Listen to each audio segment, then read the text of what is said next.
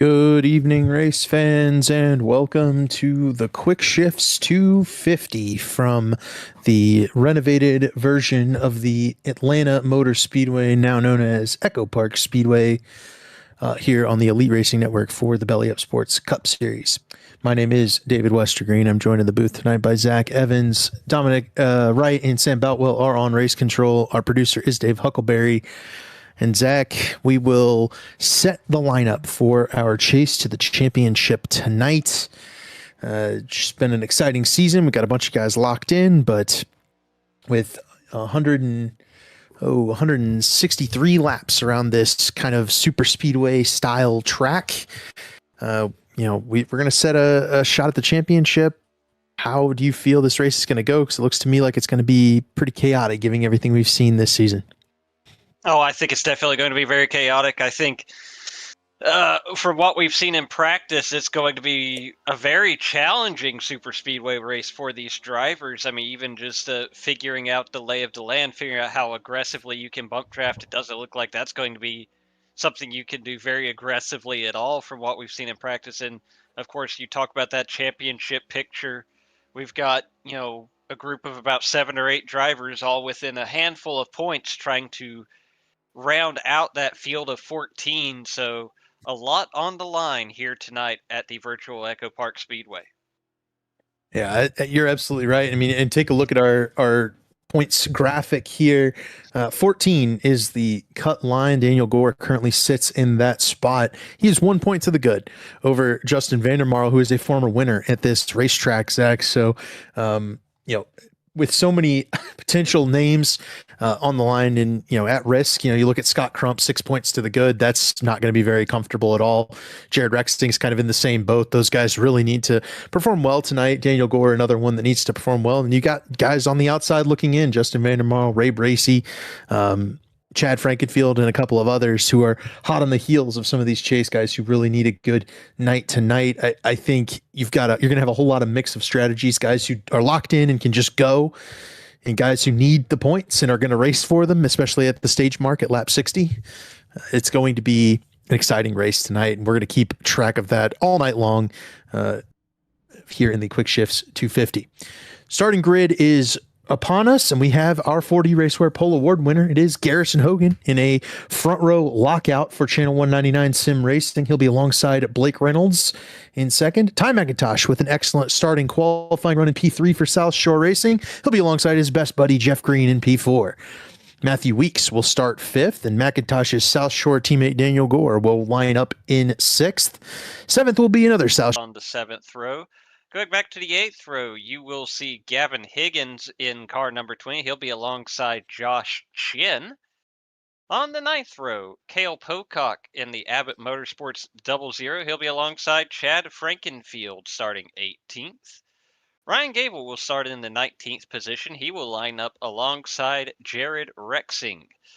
And on the 11th row, Ryan Schold qualifying 21st. He'll be alongside Trey Eidson out of Shift Esports stable. Ryan Borges, last week's winner, lining up 23rd. He'll be alongside Corey Abbott.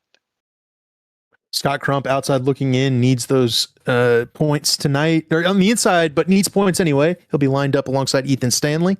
Jesse Racima starts 27th. Alongside him will be Carlos Acosta in 28th. Jesse's son Jaden will line up right behind him there in 29th, and Trey Holmes will roll from 30th. Look for Trey to move forward tonight.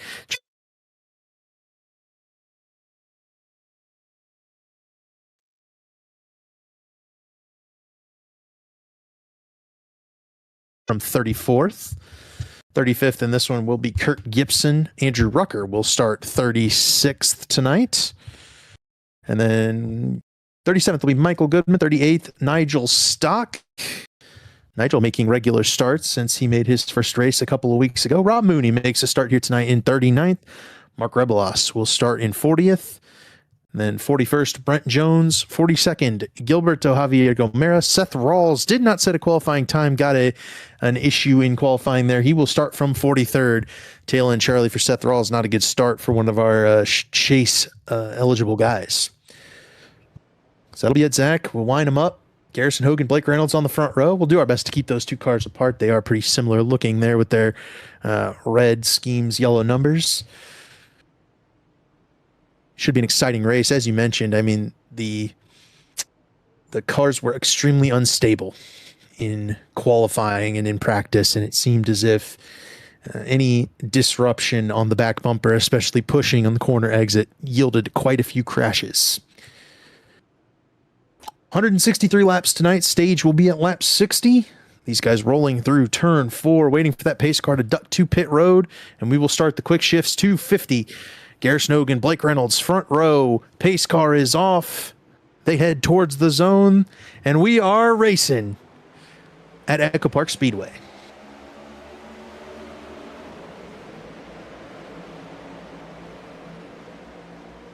Three wide already. Paul Mikolajczyk to the inside of Michael Hosak, sends the 24 car up to the outside lane. Hosak drops all the way back. Mikolajczyk with an early aggressive move. Garrison Hogan gets away with the race lead as Michael Hosak falls to the back. Scott Crump's going to drop to the back of the field and ride. He jumped to the apron down the back straightaway as well. So strategy moves already in lap 1 here.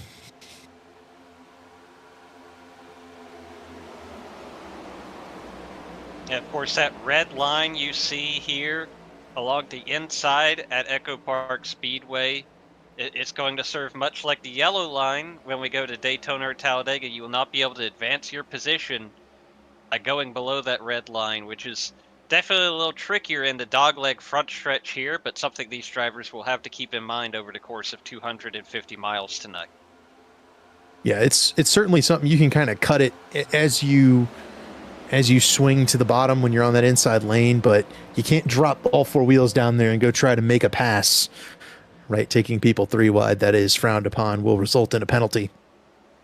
Blake Reynolds, big run on the outside lane. He'll surge past Garrison Hogan, move the 66 car into the race lead. He's pushed by Jeff Green, the 2000 Busch Series champion. Green is followed by Daniel Gore in the 69 car. Gore, one of our currently in Chase members. They're denoted by green numbers on your pylon to the left. The blue numbers are guys who are locked in. Garrison Hogan, Blake Reynolds have had strong seasons. They are locked in to the chase that starts next week. Daniel Gore in the green number. He is currently in by 1 point over Justin Vandermarl. His teammate Ray Bracey on the pylon is in orange. Those are cars that are on the outside looking in and can still make it into our chase format.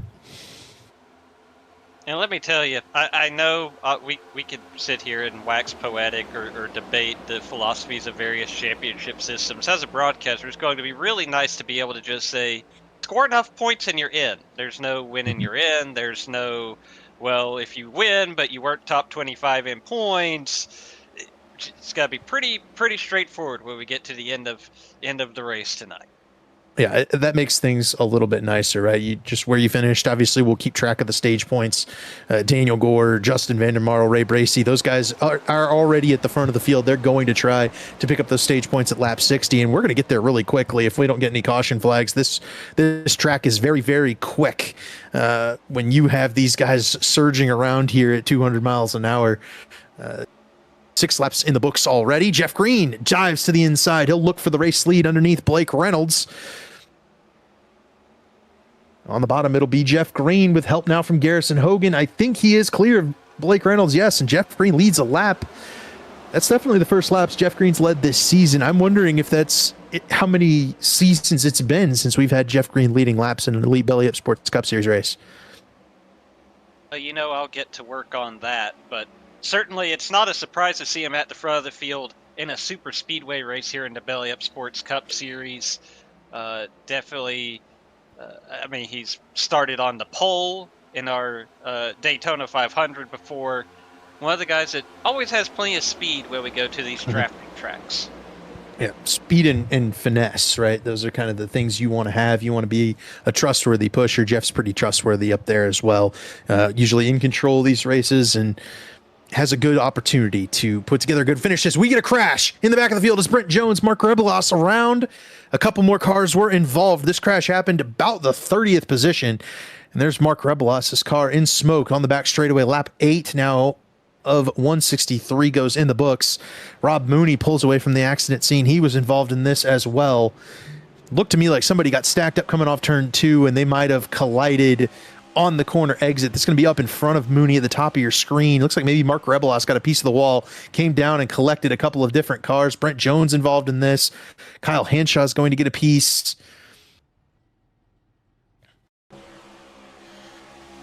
Big wreck.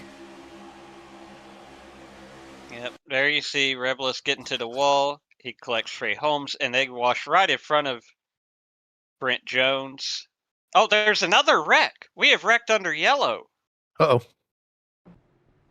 Rebelos gets the tally, and yeah, you can see the smoke on the back straightaway. There was additional contact. We'll jump to that if we can. I don't know who would have been involved in that. Goodman was in it. Oh, I see someone. Yeah, I see somebody sideways. As I look at the replay, Nigel Stock is the other car involved in the caution wreck. Everybody's checking up. Goody goes spinning to the inside. That's not even the main one. Nigel Stock, I think, also had the same incident. And somebody almost hit Goody after he had come to a stop as well. Who is that? Hanshaw, I think, right? 3 guys locking up the binders. A little bit too quick to catch up to the pace car there, fellas. Seth Rawls picked up some damage. Gilberto also picked up a little bit of front-end damage in this wreck. They are on pit road now. Here's the replay for Hanshaw. Sees the field slowing up, stopped, and has to get on the binders and to avoid, and winds up bouncing off the inside wall.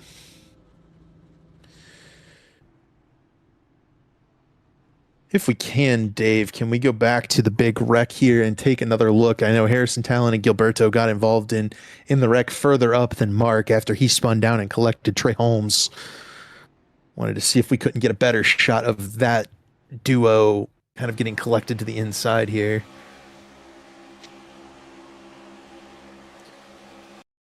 So we watch from Harrison Talon's point of view, and Brent Jones is going to come down and get a piece of Kurt. Kurt's going to come down and get a piece of the 8 car. Ooh.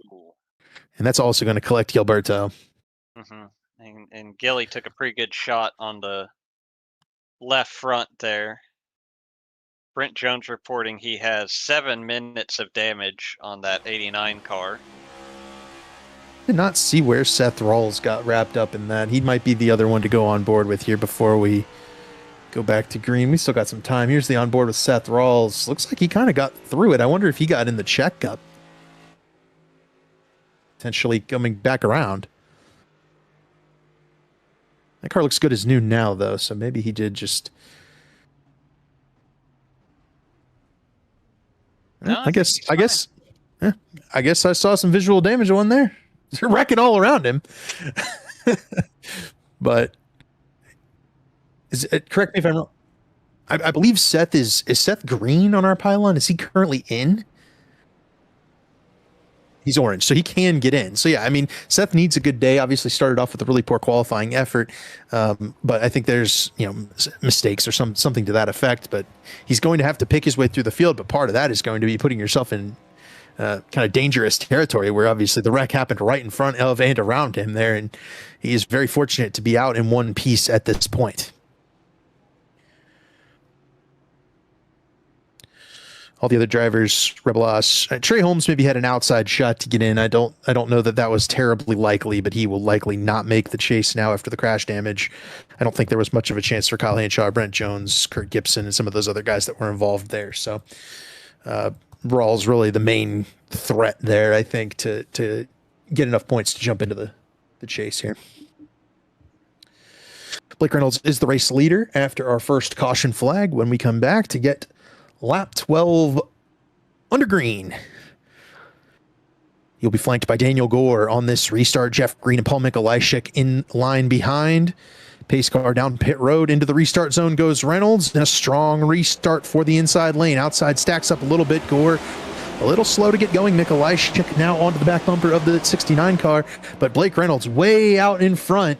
They could eat him up here. If they get a kind of a draft and get up to him, that could be problematic for Blake Reynolds. Oh, big block, big block. Jeff Green blocks Garrison Hogan, trying to keep control of that outside lane. Hogan now slices to the inside of Jeff Green. That could have been a wreck down the back straightaway for the second spot. And that shuffling is going to kill the momentum of this pack. Blake Reynolds is just going to get quickly absorbed by his teammate Hogan. And any threat of losing ground for Blake Reynolds is nullified by that shuffling on the back straightaway.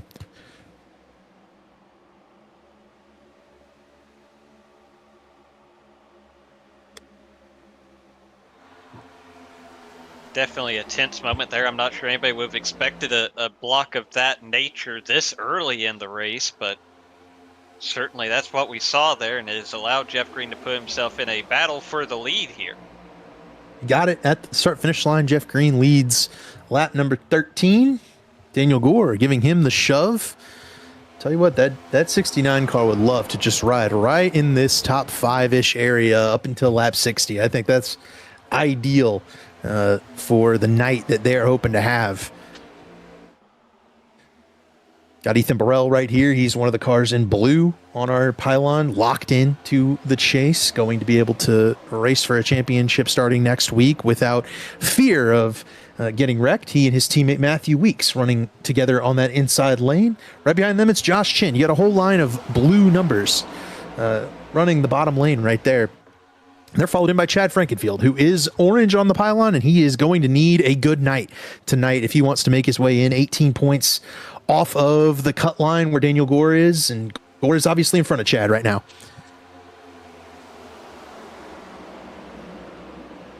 Yes, that 15 car definitely gonna have to make up some points. Probably gonna have to really fight for the win here tonight, if we're being entirely honest. Not that he's a drastic number of points out, but there are just so many cars in front of him that he's going to have to outscore to get into that top 14.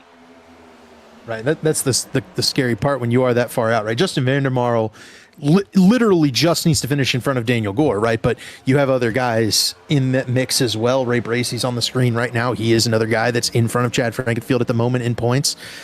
It's going to take a good run for a guy like Chad Frankenfield. And I think of Seth Rawls, Josh Adams, Ryan Borges, some of those guys that are on the ticker right now that are at the back of the field at the moment. They're going to need good runs, and they're not getting them right now, but the advantage will be that, you know, they're trying to stay out of the wrecks early on right now.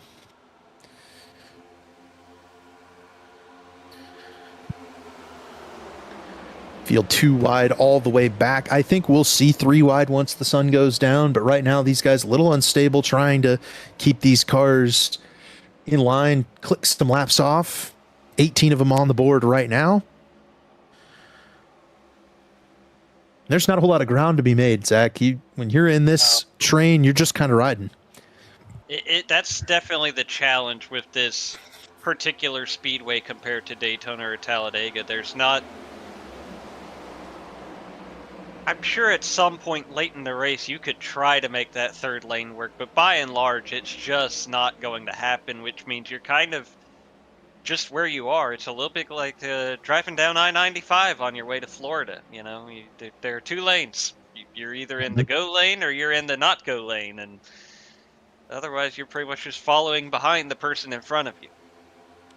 There's a little bit of go happening. Jonathan Cutlip jumped to the outside lane. So did Chad Frankenfield. That sucked Gavin Hibbs, Gavin Higgins, and a few other cars back. It allowed Jared Rexing to make up several spots. Rexing is a car in green on our pylon. He's been able to stay ahead of a lot of his competitors, and Rexing in that number 71 Nesquik looking car is moving up from up to 12th spot last time by from 20th. He's about 7th in line on the bottom of the racetrack, and just kind of surging forward as guys try to move up to the outside lane, but that's kind of opening up the bottom.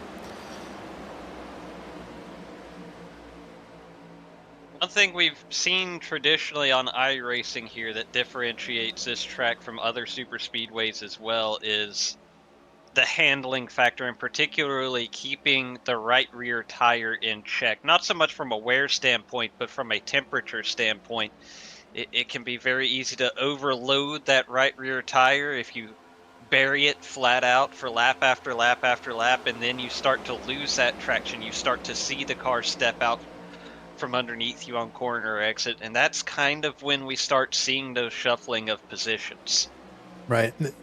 it takes a lot longer on iRacing than it does in real life to get wound up. Yes. But especially in this next gen car, you just don't have a whole lot of that power where it's going to take a few laps. And, you know, we're at lap 22 already. We've had the chance to cool the tires down for that first caution flag. Daniel Gore's looking to the inside. He's got a big push from Mikolajczyk. I was thinking he might make a move on Jeff Green. Jeff's running awful high, but really that at this point, you know, if you're going to go 3 wide, it seems to be quite risky the way these cars are moving around early.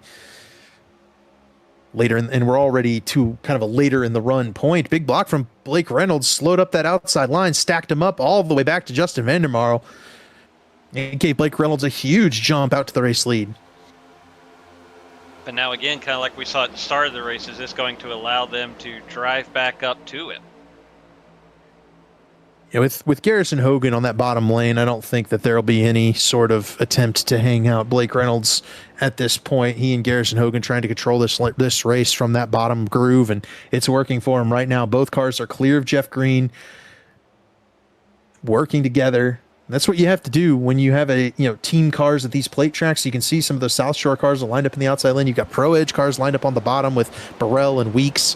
You just want to line your team up together and get them, get some dancing partners together so that your group can stay in line, not lose spots, draft together. It's how you control the race the best, as both of those Channel 199 cars move up to the outside on the straightaway. Now they're going to start driving down to the bottom in the corners, trying to maybe control both lanes. Jeff Green kind of didn't want that anymore. He's trying to get to the outside of Garrison Hogan. They're 3 wide on Shai McIntosh and Paul Mikolajczyk. Mikolajczyk got really tight in turn 3 that time. Backed up that outside lane. Inside lane surges. Does anybody jump to the outside to try and get in front of McIntosh? It doesn't look like that's the case. Here comes Gore inside of Jeff Green. 3 wide. Down the back straightaway. A risky move, and there's a spinner. Carlos Acosta's around on the back straightaway. No caution is out yet. Gore clears Green. Costa's sitting there on the back straightaway, and now the caution is out.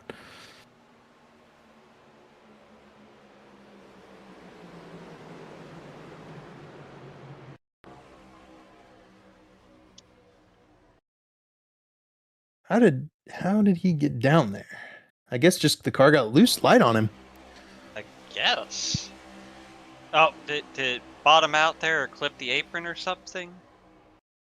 Yeah, it looks like he might have gotten a piece of the apron, and I think you also have to factor in the tire heat, right? For mid pack on the tires, probably felt like he could run wide open or at least partial throttle, maybe overheated the right rear tire. Then when he gets on the apron, that car starts to break loose. The tire's already hot, and winds up looping the Carlos Acosta car around. Everybody just about is heading for pit lane this time on the back straightaway. We will re-rack them after we come back from commercial break. Don't go anywhere. You're watching the Quick Shifts 250 on the Elite Racing Network. Tickets are on sale now for the 5th Detroit, Illinois 300 at Worldwide Technology Raceway. September 11th through 13th brings a full weekend of action with the NASCAR Cup Series, NASCAR O'Reilly Auto Parts Series, and St. Louis's biggest music festival, Confluence. The stars shine on and off the track, and your ticket gets you everything: cars, concerts, camping, food, and fun. Don't miss it. Get your tickets now and save big at WWTRaceway.com. Have you ever just forgot to hold the brakes during a wreck? Are they just not able to pronounce your name in a race? Paul Mikolajczyk. Have you ever been wrecked by Chad? Hi, I'm Ray Bracey, and I'm here to share with you Quick Shifts. Watch all the highlights, lowlights, and other shenanigans in the top racing leagues, such as the Elite Racing League, and... But don't just take my word for it. Before Quick Shifts, I was depressed. I wasn't able to relive my favorite moments from each race. Now with Quick Shifts, I can go out there and listen to all my favorite banter from the race while seeing all the crashes and good racing once again. I don't remember life before Quick Shifts. I had to listen to Cameron Broke and Ty Mac and Cheese recap Oscar every week in the 3-Wide TV booth, but now, thanks to Quick Shifts, I actually enjoy my Oscar recaps. So try Quick Shifts. You suffered through it one time, why not suffer through it again? Side effects of Quick Shifts include constipation, diarrhea, dizziness, dry mouth, abnormal heart rhythms, internal bleeding, numb tongue, unfiltered honesty, loud hiccups, laughing uncontrollably, mandatory dancing, midnight munchies, blue urine, red urine, no urine, and many more. This is Bobby Bolin from Tom Bolin Ford, and I have huge news for you. Right now, we are offering interest rates as low as 3.99 on most of our used cars. That's right, 3.99 happening right now. And it gets even better. These used vehicles come with the Bolin Lifetime Powertrain Warranty, giving you protection for the long haul. This is your chance to save big with incredible rates and shop our wide variety of trucks, vans, SUVs, and cars. Only at Tom Bolin Ford in Hannibal. Heck of a deal, ain't it? Blue Egg Marketing. Rev up your business with Blue Egg, your marketing pit crew. Turbocharge your lead generation with experienced drivers that can navigate the competitive track to connecting with your customers. With Blue Egg, you're always in the pole position, leading your brand towards victory lane. So don't spin your wheels, accelerate success with Blue Egg, fueling small businesses to win big. Welcome back to the Quick Shifts 250. We got a additional tally. Nigel Stock and Rob Mooney made a little contact on the back straightaway. Tally is being awarded to Nigel for that one. Couple of Belly Up Cup Series rookies making contact at the back of the field there. Also had Carlos Acosta get dinged for the tally. And I believe we had 4 cars stay on the racetrack. Garrison Hogan and Blake Reynolds stayed out from the lead. Josh Adams and Scott Crump have stayed out into third and fourth here. Adams needs the points and probably a race win, if we're being honest. Scott Crump could certainly use those stage points to give himself a bit of a advantage. And then you've got, the group that came off pit road there that was running in the top 10 before: Burrell, Weeks, Gore, Chin, Green, and Mikolajczyk. Ty McIntosh came back down pit road from the top 10 running spots, so he will be at the back of the field, as will Johnny Thomas, who stayed on the racetrack and then came back down the second time. Pace car is off, and we are racing once again. Garrison Hogan looks like he spun the tires just a little bit, stacked them up a little bit more significantly than the last restart, and the field winds up. These cars going into turn one. Couple guys a lot more aggressive, I think, in that second row than were there before, that these Channel 199 guys are going to have to contend with.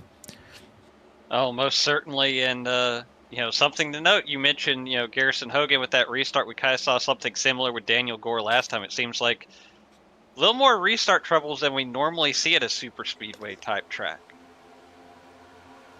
Yeah, and Atlanta was infamous for having a lane not go on the restarts. 3 wide midfield. Andrew Rucker, Gerald Campbell, 3 wide. I think they sorted it out by the time they got to turn one. Gerald trying to continue to get around Rucker on that outside lane. Dave, do we have the chart for who took tires on that pit stop? I'm curious. We had so many come down pit road. I'm wondering if we got a bunch of fuel only. Looks like 4 tires from just about everyone, though. Yeah, I think tires and handling are going to be a premium tonight. We talked about it a little bit before that incident. I think everybody was starting to feel the pain on those tires right before we got that yellow. The guys who are feeling the pain are currently 1, 2, 3, 4, but you can see 3 wide action in the mid pack right now on the center of your screen. Ryan Gable trying to make the outside lane charge. Andrew Rucker putting Justin Vandermarl and Gavin Hibbs, 2 guys who are important in the points, trying to have a good run. Here comes Josh Chin up further towards the front. He's making a run around Daniel Gore with help from his teammate Paul Mikolajczyk. The 3 wide is on. Cutlip drops to the outside. Gore stuck in the middle, probably not where he wants to be right now. Oh, spinner, Chad Frankenfield around, and they're going to crash, I believe. Vandermarl missed it. The caution is out. Frankenfield with damage. Racemius with damage. Kel Pocock's going to hit the inside wall. That might have been a pretty minimal accident for where that happened in the middle of the pack. But it did involve one of our chase hopefuls in Chad Frankenfield. It looks like Ryan Gable got a piece of him.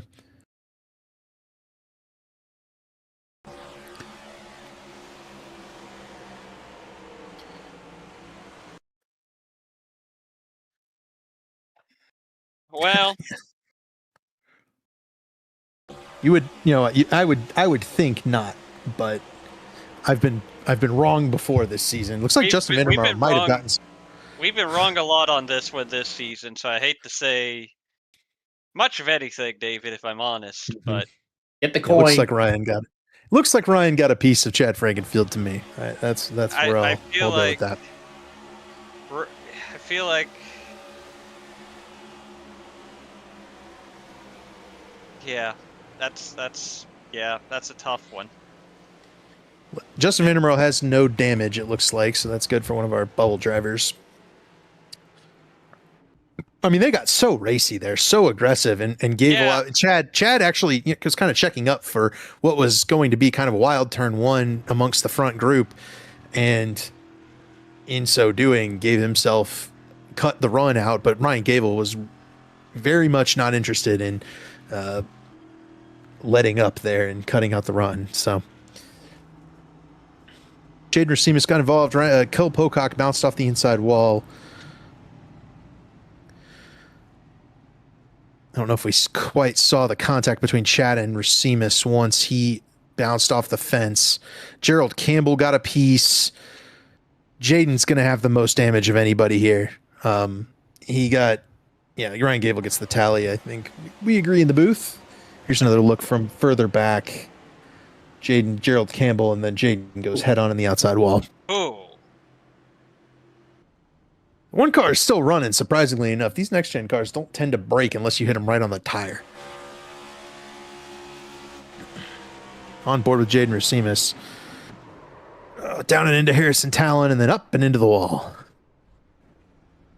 There's Cale Pocock sliding into the inside wall. He got a little damage on the left front, but I don't think that's going to drastically affect the handle on the 00.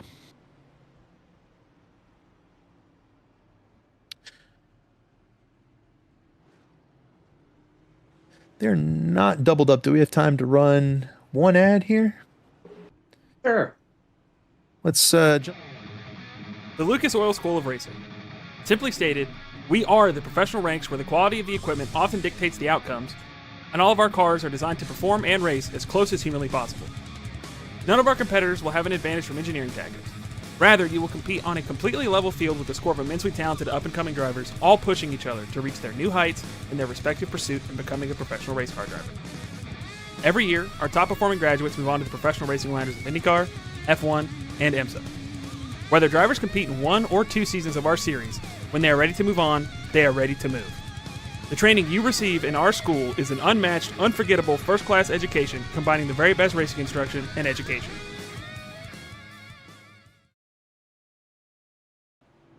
Welcome back to the Quick Shifts 250. Garrison Hogan, Blake Reynolds, still the race leaders. Josh Adams, Ethan Burrell, and Scott Crump round out the top 5. Jeff Green, Matthew Weeks, Jared Rexing, Daniel Gore, and Josh Chin will be contending for stage points here at the end of lap 60. The top 10 will be awarded stage points, though we will not get a caution flag at that lap, but we've had plenty of those so far, 3 separate racing incidents, and it seemed like these guys got a little restless, Zach, with that last restart. They jumped 3 wide almost immediately. Yeah, it'll be very interesting to see. Have we learned our lesson from that, or are we going to now look at it and say, oh, we're even closer to the end of the stage? Now we really have to go. I hope. I know which one I'd be rooting for if I was in the race car, but we'll see. Yeah, we will, and the group in front has gotten extremely aggressive as well. So, let's take a look. It's going to be fun here. Pace car down pit road. Garrison Hogan with control. He gets a much better restart than he did last time. Pulls his teammate Blake Reynolds forward. Josh Adams with not a great run, and Adams, in fact, will cut to the inside and jump in front of Scott Crump. That might enable this group to kind of break away a little bit, something we haven't seen at all. Matthew Weeks will clear by Burrell. Daniel Gore trying to clear past Burrell as well. He will. Inside lane goes flying forward with that move from Josh Adams. It's going to open it up. Jared Rexing goes through. Here comes Matthew Weeks to the outside of Scott Crump. He'll get there. Daniel Gore follows Weeks up to that outside lane. Adams is now the one on Weeks' pursuit. That 2x2 forms right back up just as quickly as it singled out.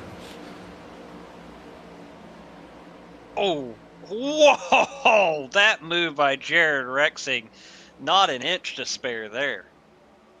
Inside lane, once you clear, you can get up into that outside lane, which had been pretty good at holding its momentum, maybe even the better lane, as here comes Blake Reynolds looking to the outside to try and control both lanes with his teammate Garrison Hogan on the bottom.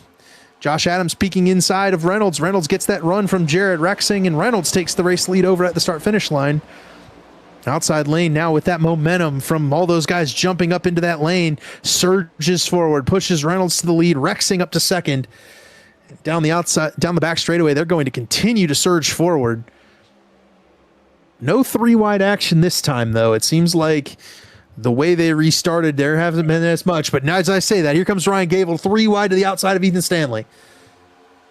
Oh, that's almost 4-wide coming out of turn 4. With a tally on his rap sheet, Ryan Gable still aggressive. A bounce off of between Jeff Green and Scott Crump that slows up that bottom lane. Blake Reynolds has been shuffled to the outside. Reynolds falls back. And Jared Rexing is your new race leader.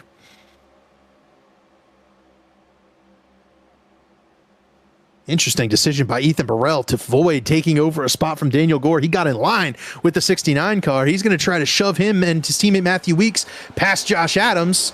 Blake Reynolds now jumps back to the outside of Reynolds. See, Burrell got 3-wide. That's why I kind of question that move from Burrell. He could be sitting comfortably right in front of Scott Crump right now. Now he's 3-wide middle. I almost wonder if he thought that might help shuffle that 66 back even more, and now it has. That move to the outside. Yep. Now he's going back even further. Nobody helping Blake Reynolds right now. And I think everybody kind of knows that car is on old tires, and the old tires now don't seem to be as fast. Daniel Gore jumps to the outside 3-wide. That didn't work, but Jeff Green's looking to go with him. Oh, there's a lapper right in front of him. Jaden Racimus on the bottom there, 3-wide, bouncing off each other. 4-wide through turn 1. They made it somehow. Oh, my gosh. Caution is out. It had to have been behind. That was a nerve-wracking moment for Daniel Gore, Gavin Higgins, and Jeff Green. They were 4-wide through turn 1, made it work. And the caution is out for the 4th time with Jared Rexing, the race leader. Oh, don't tell me it was Ty. Oh, okay. Michael Hosack into the wall. Gavin Hibbs the second in points. And Ty threads the needle through the middle. We'll have to see whether Gavin Hibbs' car is okay. He started well back in the field and had been making his way forward, but is at the back of this pack. Well, that's a weird one. Yeah, the checkup backed up. Yeah, I think it was the checkup from those guys getting 4-wide and having to let the lapper by. That accordioned all the way back to Gerald Campbell, where Gavin got a piece of him. And then Hosack ran into the 95, turned him around.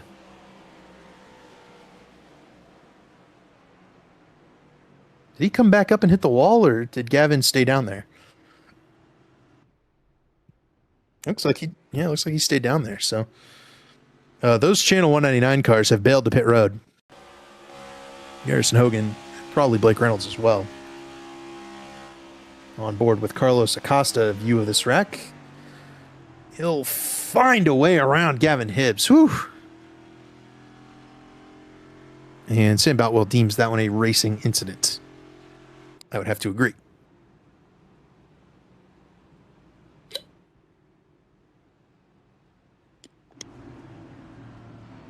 As we pace for the 4th caution of the race, why don't we go ahead and, I think, finish off our paid advertisements, and we'll be back with the restart.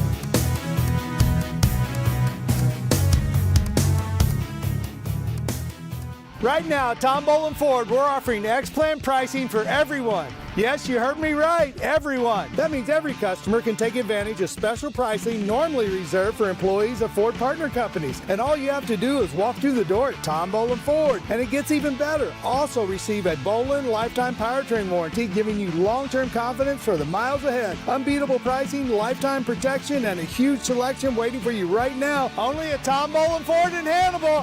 Heck of a deal, ain't it? The Lucas Oil School of Racing. Simply stated, we are the professional ranks where the quality of the equipment often dictates the outcomes, and all of our cars are designed to perform and race as close as humanly possible. None of our competitors will have an advantage from engineering tactics. Rather, you will compete on a completely level field with a score of immensely talented up-and-coming drivers, all pushing each other to reach their new heights in their respective pursuit in becoming a professional race car driver. Every year, our top-performing graduates move on to the professional racing ladders of IndyCar, F1, and IMSA. Whether drivers compete in 1 or 2 seasons of our series, when they are ready to move on, they are ready to move. The training you receive in our school is an unmatched, unforgettable, first-class education combining the very best racing instruction and education. Welcome back to the Quick Shifts 250, working our 4th caution of the race. About 15 laps to go here in stage 1. Jared Rexing is currently the race leader. He's flanked by Matthew Weeks. Josh Adams runs 3rd with Ethan Burrell 4th, Scott Crump 5th, Gavin Higgins 6th, Daniel Gore 7th, Jeff Green 8th, Josh Chin 9th, Ray Bracey in 10th. As we near the end of this stage, Zach, it's pretty apparent Justin Vandermarl is going to have to make some big moves to get up to the front group. You know, like Ryan Borges is going to need some extra spots. It's looking good for a lot of our guys in green. Ray Bracey getting a stage point, though, would be pretty huge for his hopes of getting in to the chase.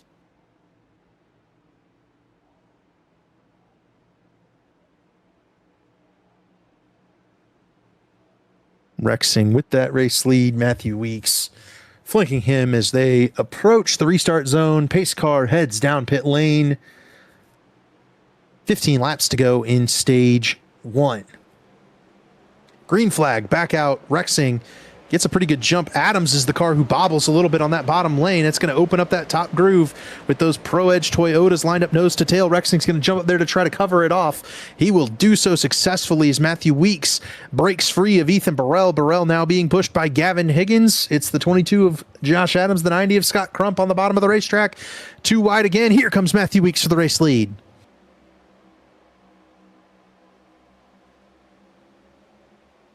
3 wide up top. It's Ryan Gable back in the field. A move he's done several times to little avail, trying to get into these stage points and lock himself into this race. Really, Ryan Gable just needs a couple of points. At this point, he's probably one we could lock in, but he's trying to go grab a couple of stage points and make sure he is good to go. I don't think it's going to work out for him making that move work, though. Again, it's hard enough making that third line work, and especially with no help. He's going to have some help, though. You can see them 2 red cars moving up as Ethan Burrell goes for the race lead up front. Blake Reynolds and Garrison Hogan with those fresh tires are moving to the outside lane. They might be the ones to be able to make that outside 3 wide lane work. It's going to take a couple of laps to get that thing wound up, though, and by that time, other drivers will jump up in front of that move and start to block it off. But for now, those guys are going to start generating runs through the center of these corners as Ethan Burrell has taken over the race lead.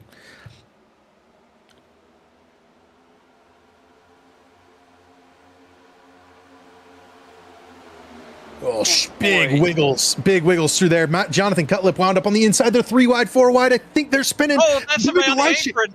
Mikolajczyk's on the apron. He's going to come up and get in a big crash here on the front in turn 1. Michael Goodman involved in at least 2 or 3 others. Mikolajczyk, they got so squirrely that it ended up bringing Jonathan Cutlip to the inside of Mikolajczyk, a spot he did not want to be. You see Cutlip bouncing away, but it's Seth Rawls 3 wide in the middle that gets a piece of Mikolajczyk. I mean, you can even zoom back just a little more, Dave, because it started when they got wiggly in front, and that's what opened up that run for Jonathan Cutlip to get inside of Mikolajczyk, which I think started this whole thing. You can see this thing accordion all the way back to the 77 and 5. Right there, a little tuck out from Gavin Higgins, backs up this whole inside lane. Look at Cutlip. He's not trying to pass Mikolajczyk, but now he's 3 wide with him.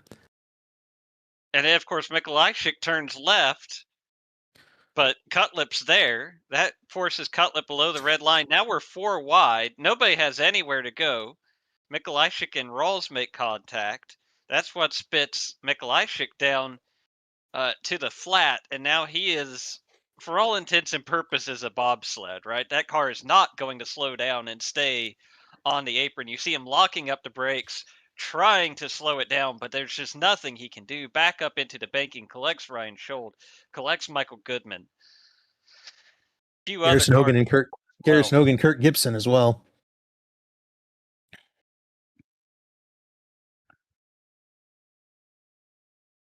Looks like that was it, though. Maybe Cale Pocock got a piece of the wall. On board with Michael Goodman.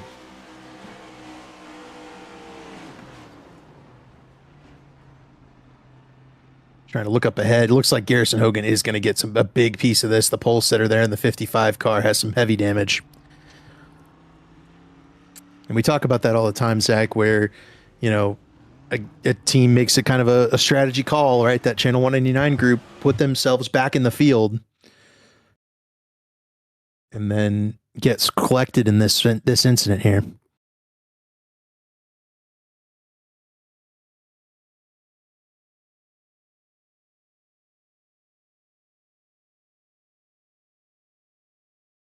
Garrison Hogan certainly getting the worst part of that. Kurt Gibson retires from the race. Damage on the right front of this 88 car, too severe to continue. I think he might have even broken the right front. You see him drive back up into the wall there. It looks like that car wasn't even turning. Maybe even the right rear as well, because I think that's where it slapped the wall first.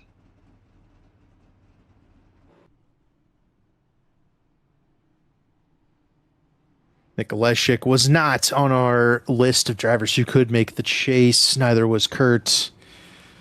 Garrison's already locked. So really, I mean, we've had a lot of incidents, Zach, but not a whole lot of impact to our chase bracket besides the wrecking out of Chad Frankenfield, who will not make our chase format this season. Brent Jones receiving the free pass here. But yeah, you're right. I think the playoff conversation is still very much up in the air. I do think if you're one of those guys who's on the more needing some help side, you're starting to feel a little more desperate, because any of these cars that fall out means that's, you know, fewer positions that your opponents can fall to. Right. That's definitely a factor. Field's out of it. He's still in the lead lap. He's trying. He is putting a valiant effort to stay in this fight, but it's an uphill battle for sure for that 15 car.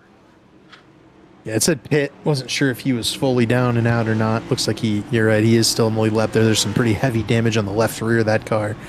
He and Garrison Hogan are going to have to be drafting buddies at the rear of the field with this damage. You've also got Trey Holmes, Jaden Racimus back here as well, working damaged race cars. But yeah, we'll see. I mean, we've seen weirder things than a wrecked car come back to have a good finish at a super speedway in this series. That's for sure. Fifth caution wrapping up, 7 or 8 maybe laps to go here in stage number 1, where we will award bonus points. The pace car is off. Burrell with a strong restart pulls his teammate Matthew Weeks clear of Jared Rexing. Rexing with a big push from Josh Adams and Daniel Gore as Ryan Gable makes another 3-wide move to the outside of Ray Bracey in this number 7.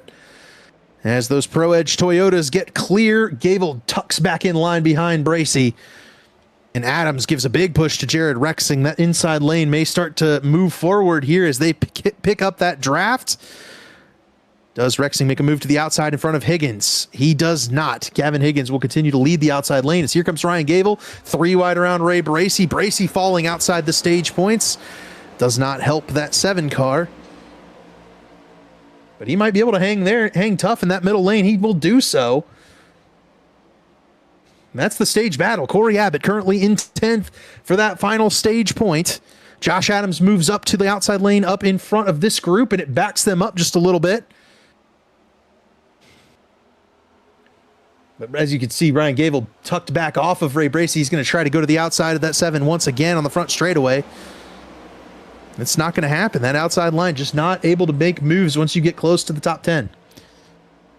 I do not envy the spot Ray Bracey's in right now, because he definitely wants to move forward a little bit and get into that top 10, but I don't know if trying to get for that third line is the way to do it, but what else can you do?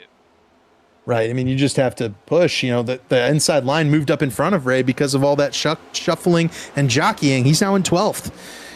Ethan Burrell continues to lead. Rexing has moved to the outside lane. So too has Josh Adams. That duo trying to shove their way forward. They back up, though. Adams not able to shove Rexing quite that well. It's going to stack that middle lane up, and they're going to get churned. It's Scott Crump wrecking to the inside with Seth Rawls. Crump comes flying back up the track. Oh, it's Trey Eidson that almost wrecked. Both of them save it, and there's still green coming to 4 laps to go in the stage. It's Burrell, Weeks, Gore, Chin. And that shuffled the running order up dramatically. Here's a replay of it. Jeff Green and Scott Crump got a piece of each other, and it was Trey Eidson and Crump that went crashing towards the inside. They were both able to save it and not come up and collect anybody else. Very fortunate that didn't turn into a larger incident, but obviously unfortunate for Trey Eidson and Scott Crump.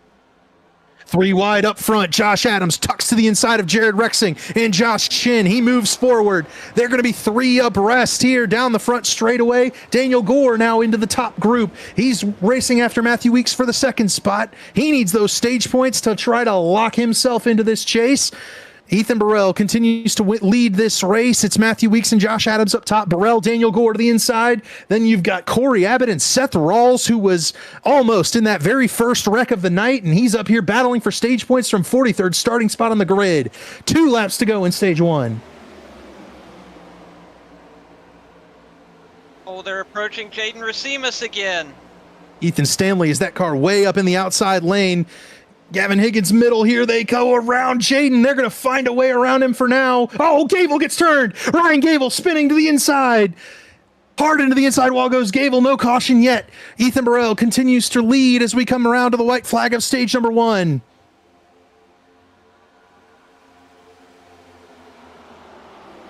Burrell leads that white flag lap here in stage 1. Matthew Weeks in 2nd. Daniel Gore 3rd. Josh Adams 4th, trying to get some stage points for those cars chasing this chase format. It is 2 Pro Edge Toyotas out in front. Here comes Matthew Weeks to the outside. Weeks rides up to the top groove, gets in front of Josh Adams. Ethan Burrell side drafts his teammate to pull him back. And off turn 4, a battle for it. It's a crash behind. Seth rolls hard into the wall. Caution is out. Ryan Borges hits the wall hard. A big wreck here in turn 1. It's going to be Ethan Burrell, I believe, that gets the stage over Matthew Weeks. Daniel Gore picks up 3rd. Adams 4th. Green 5th. Ryan Borges is going to get stage points and a immediate retirement from this race. He hit the wall a ton.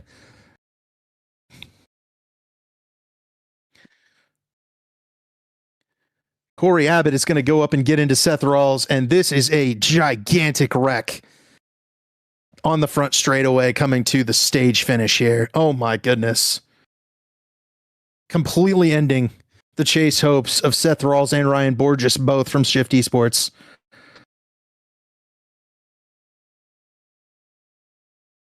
Ethan Stanley gets collected in this. And then watch up ahead as Ryan Borges gets a piece of Gavin Higgins and turned up into the outside wall. And Borges hits just about the same way Seth Rawls did. And Jonathan Cutlip's got to get collected here as well. Right Oh, on and the right Cutlip- rear. Yeah, that broke the right rear of Cutlip's car. He's currently crab walking down pit road. My goodness. And then, oh my goodness. 2 Shift Esports Fords absolutely destroyed.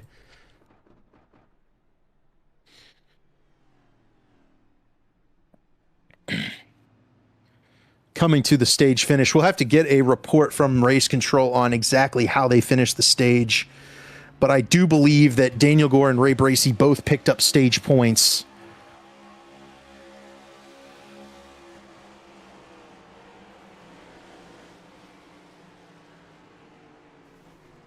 On right there, the clip into the right rear of Jonathan Cutlip, and he hit him really hard. Yeah, I mean, that's a huge shot and directly on the right rear. We've talked about that's really the Achilles heel in these next gen cars.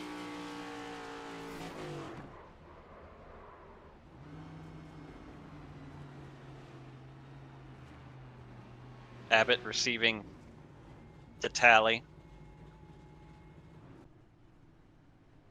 which I think obviously we saw just ever so slightly him drifting up and initiating that contact.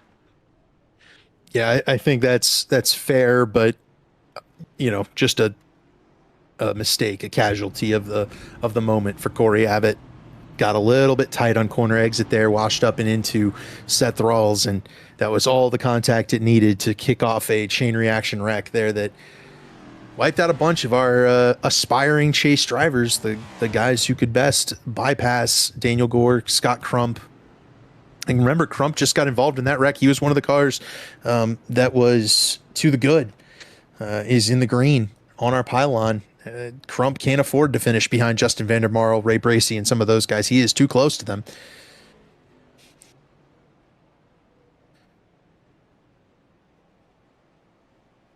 Good points for Jared Rexing. That should get Jared Rexing pretty close to locked in with a good stage run. There's the 5 car of Jonathan Cutlip driving it, crab walking. That's not going to be a comfortable ride the rest of the way, Zach. No. Especially in the close quarters that he'll have to keep if he's able to maintain the draft, which we'll see. Do we have the 6 lap down rule at Atlanta? Does that count? Yes. Okay. So, yeah, once Jonathan Cutlip goes 6 laps down, and I imagine if we have any sort of green flag run, he will, based on how that car is crab walking around the racetrack, he will end up parked. We haven't had that yet, though. 6 caution flags in 63 laps. Not a whole lot of green flag racing so far. It's been very chaotic, as we thought it would be at the start of the show. Gavin Hibbs stayed on the racetrack at the stage break. He will assume control of this race, lead us down to the green flag, where we will run the remaining 100 laps in this one to set our stage group, or our playoff group, rather. And into turn 1, Hibbs broke free the front 4 or 5. Side by side is Ray Bracey with Harrison Talon right now for the 7th position. That's the first battle on the racetrack. Here comes Daniel Gore, jumps to the outside of Matthew Weeks, trying to side draft that 11 car back, maybe take control of this race. He's got help from Ethan Burrell at the moment, and his teammate Ray Bracey's back there a ways, but that's not close enough to help out Daniel Gore here. Oh, Jeff Green got a little piece of Gore down the front straightaway. That's going to open Harrison Talon to the middle lane. 3 wide into turn 1. Harrison's going to find a lane back in front of Blake Reynolds. Justin Vandermarl now jumps 3 wide middle. A risky move for Vandermarl. Adams close to the door of that 54 car, but Justin Vandermarl did not get those stage points. He's going to need to get up here and challenge Daniel Gore and Ray Bracey for that last stage spot, or the last playoff spot. Josh Adams trying to force his way down there, but there's no. Ty McIntosh into Josh Adams. Adams hard to the wall. Ethan Stanley with him. Around goes Andrew Rucker in the chaos, and Josh Adams crashes hard. It looked like he had kind of gotten shuffled to the outside, and Ty McIntosh tried to keep filling the hole. Adams tried to close off Ty from having that hole. And Ty is clearly there. Let's see how they roll through this like dog leg.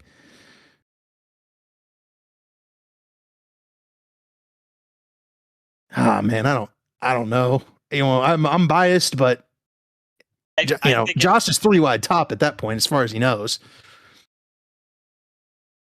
I mean, Ty is following in the tracks of the outside lane. I don't know if Josh thought Ty was going to move down to the inside, but that's certainly not a lane change I would want to make while navigating the dog leg. He's kind of committed to the second lane there, I feel like. Look, he even moved down before to give Josh a little room, but I don't know. We'll let race control call that one. I feel like I wouldn't want to give it to Josh because, that's a car that's getting past. He's trying to keep the inside car close. Inside car has some room to the inside, but I also don't want to give that to Ty because he ran his lane. He didn't really move up on board with Ethan Stanley. This is just nowhere to go for poor Ethan Stanley here. And he's locked in. So this night ending doesn't affect Ethan Stanley's championship hopes in the slightest, but certainly a disappointing overall finish for this 91 car. He will remain winless on the season. Jared Rexing ends up with a end of line. Adams was, by the way, one of the cars that could have navigated his way into the chase. This will put a damper on that potential. And we're really running out of challengers to the guys in the chase. It's really just Ray Bracey right now that has a good shot of jumping anybody and getting in. Also, Justin Vandermarl. Those two are currently trying to jump over Trey Eids and Scott Crump, basically, who were the cars that got together on the back straightaway, but it has avoided them from being involved in either of our last two incidents.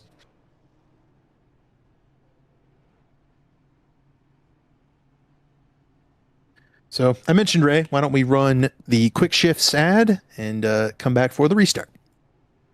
Have you ever just forgot to hold the brakes during a wreck? Are they just not able to pronounce your name in a race? Paul Michaelagic. Have you ever been wrecked by Chad? Hi, I'm Ray Bracey, and I'm here to share with you quick shifts. Watch all the highlights, lowlights, and other shenanigans in the top racing leagues, such as the Elite Racing League, and...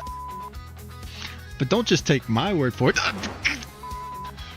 Before quick shifts, I was depressed. I wasn't able to relive my favorite moments from each race. Now with quick shifts, I can go out there and listen to all my favorite banter from the race while seeing all the crashes and good racing once again. I don't remember life before quick shifts. I had to listen to Cameron Broke and Ty Mac and Cheese recap Oscar every week in the 3-Wide TV booth, but now, thanks to quick shifts, I actually enjoy my Oscar recaps.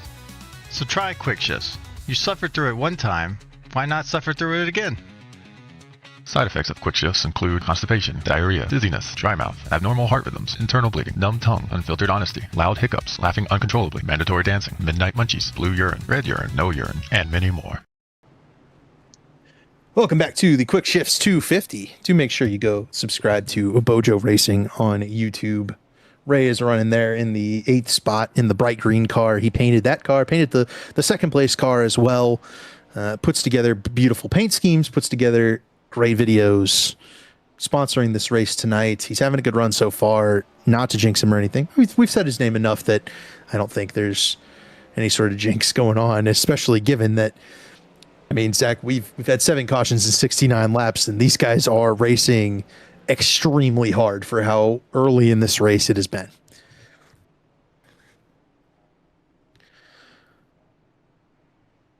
Yeah. We've still got almost 100 laps in this thing. Yeah, it's not good for, putting together a good product. We've had a lot of wrecks, but that's a lot of aggression, and it's a lot of guys trying to get everything they can all at once. We are trying to get official formal stage results. I think we do know that Daniel Gore did pick up stage points. Justin Vandermarl either did not or maybe got just one. So that continues, as there was additional contact there for Jared Rexing, and that will probably be a points penalty if it was under caution. Might have to go take a look at that as Gavin Hibbs gets off to a good restart in front of Matthew Weeks, Daniel Gore, Jeff Green. Gerald Campbell is up into the top 5. Harrison Talon is in the top 10. This race is already topsy-turvy.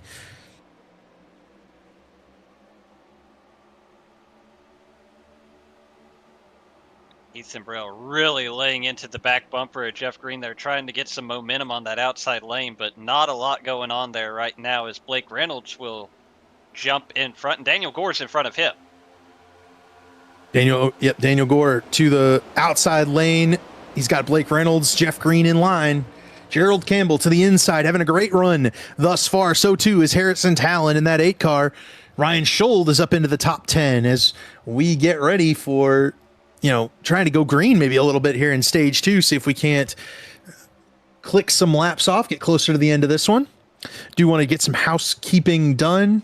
Race incident being called for that last incident between Josh Adams and Ty McIntosh.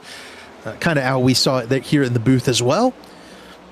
And then there was an incident or caution, apparently, that Jared Rexing got a piece of somebody, got dinged for a tally. And Zach, if my memory serves, a under caution penalty, that's going to be a points penalty. Jared Rexing is not locked. He is in, but a points penalty would be significantly damaging to his chase hopes.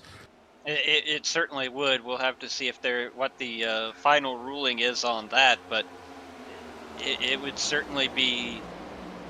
The last thing he needs is somebody who came into the night just 8 points to the good. Yeah, that actually would put Justin Vandermarl in for now, but Vandermarle's got right front damage. I wonder if Vandermarle was one of the cars Rexing hit, because then that would put Ray Bracey, the car behind Vandermarle, in the catbird seat to make it in. I wonder, Dave, if we can get a replay while these guys are racing. Daniel Gore still trying to control that outside lane. Gavin Hibbs, the race leader, on the bottom of the racetrack. Do we have a shot of what happened between Jared Rexing and potentially Justin Vandermarle? Because that could be championship altering. It's certainly race altering. Yeah, perfect. That's exactly what happened. It happened on lap 67. They were checking up after the caution came out, and Jared Rexing hit Justin Vandermarle squarely in the left rear, and knocked him into the outside wall. Wow. And I mean, that's hugely impactful. Here we go. We'll take a look at them checking up for the caution. I mean, it's probably going to be on the back straightaway, right? That's where all those checkups have been tonight. So as we follow them around, a quick update. Daniel Gore has taken the race lead over and picked up a bonus point for leading a lap from Gavin Hibbs. He's got help still from Blake Reynolds, and they're still 2x2 up at the front of the field live. And here is the incident between Jared Rexing and Justin Vandermarle. And just like early in the race, he drives right into the back of Justin Vandermarle and punts the 54 car head on in the wall. And of all the guys to take out, I mean, that guy he is the bubble driver. He's the first car out. Mm-hmm. And Rexing's only the second or third car in, and with a points penalty, I mean, that puts him in a really dreadful spot.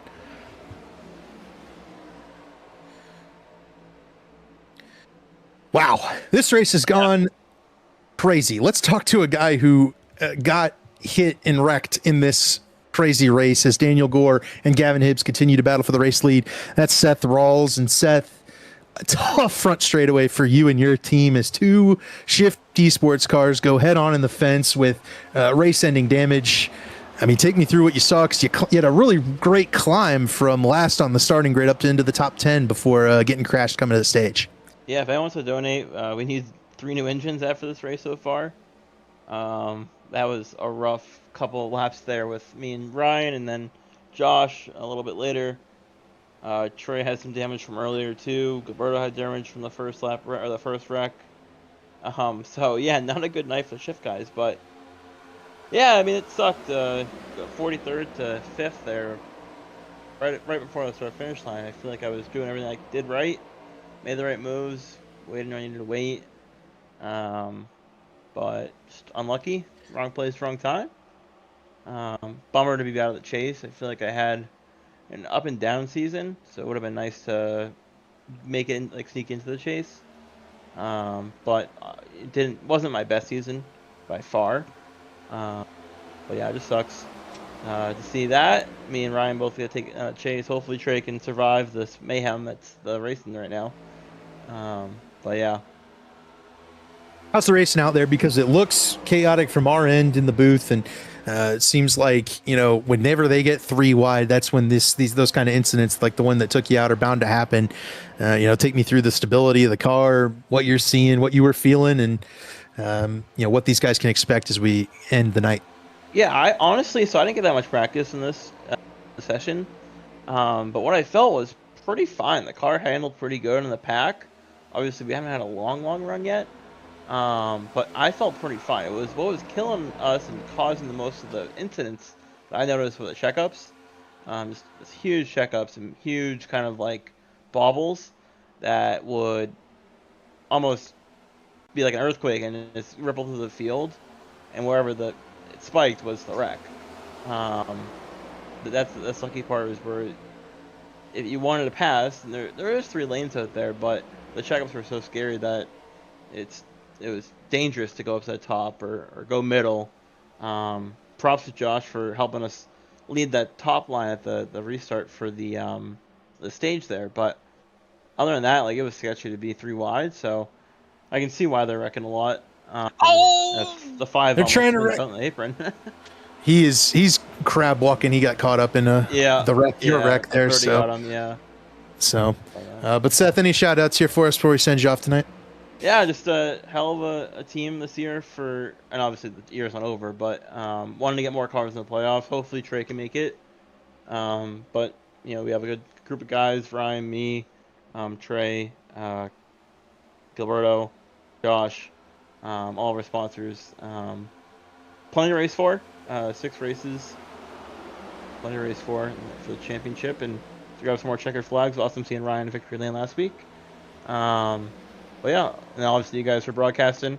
I'll have to hear the call of my death when I watch it back. That was probably one of my harder hits in Elite, I'm pretty sure. Yeah, you smacked the wall. So yeah, hopefully you're next feeling all right, and you're back out there next week. But thanks, guys. All right, we'll see you, Seth. Have a good one. Bye. A surprisingly upbeat Seth Rawls after a difficult night for sure for the driver and team owner over there at Shift Esports. That outside lane, Zach, is starting to fall off. I think a lot of it has to do with the kind of lack of cars in this front pack. There's just not a whole lot of energy being built right now. Gavin Hibbs just is in control of the race. Oh, Jeff Green breaks loose in front of Daniel Gore. He's going to get a piece of Ray, but it's going to take out Blake Reynolds. Ethan Burrell is involved. Scott Crump is involved. Hogan involved again. Gavin Higgins involved. Caution is out, a big one in turn 3. Out of nowhere, Jeff Green breaks loose and stacks everybody up. A ton of cars involved in this one, maybe more than the last several incidents. Oh, I can't believe Jeff got so loose. All of a sudden, just that car stepped out from under him, and it was over.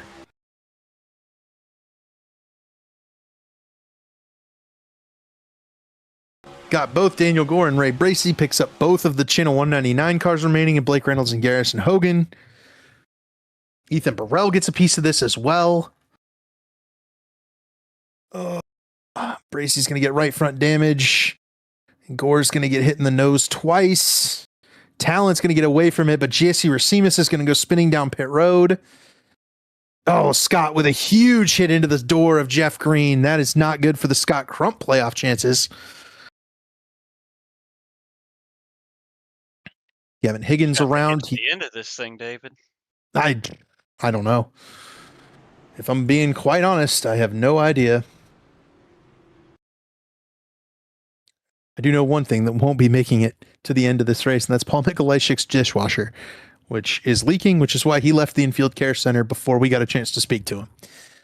That is a new one. That's, a different mechanical failure than I was expecting tonight. How hard do you have to get hit to make your dishwasher?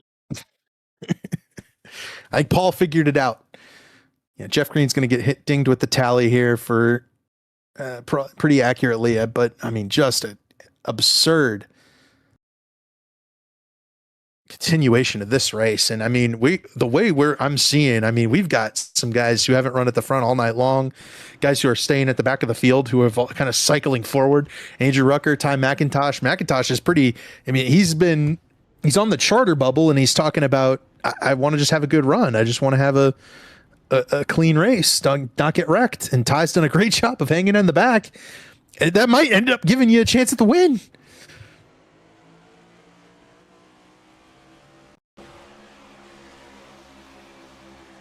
Daniel Gore's on pit road for an extended period of time fixing damage. Ethan Burrell's been on pit road for an extended period of time. Reynolds, Hogan. Man, a lot of front runners taken out in this one.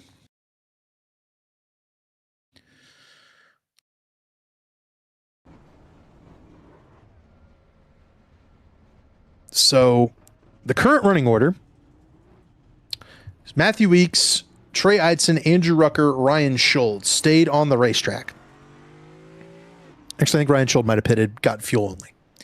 Gavin Hibbs runs 5th. He pitted right there from the race lead.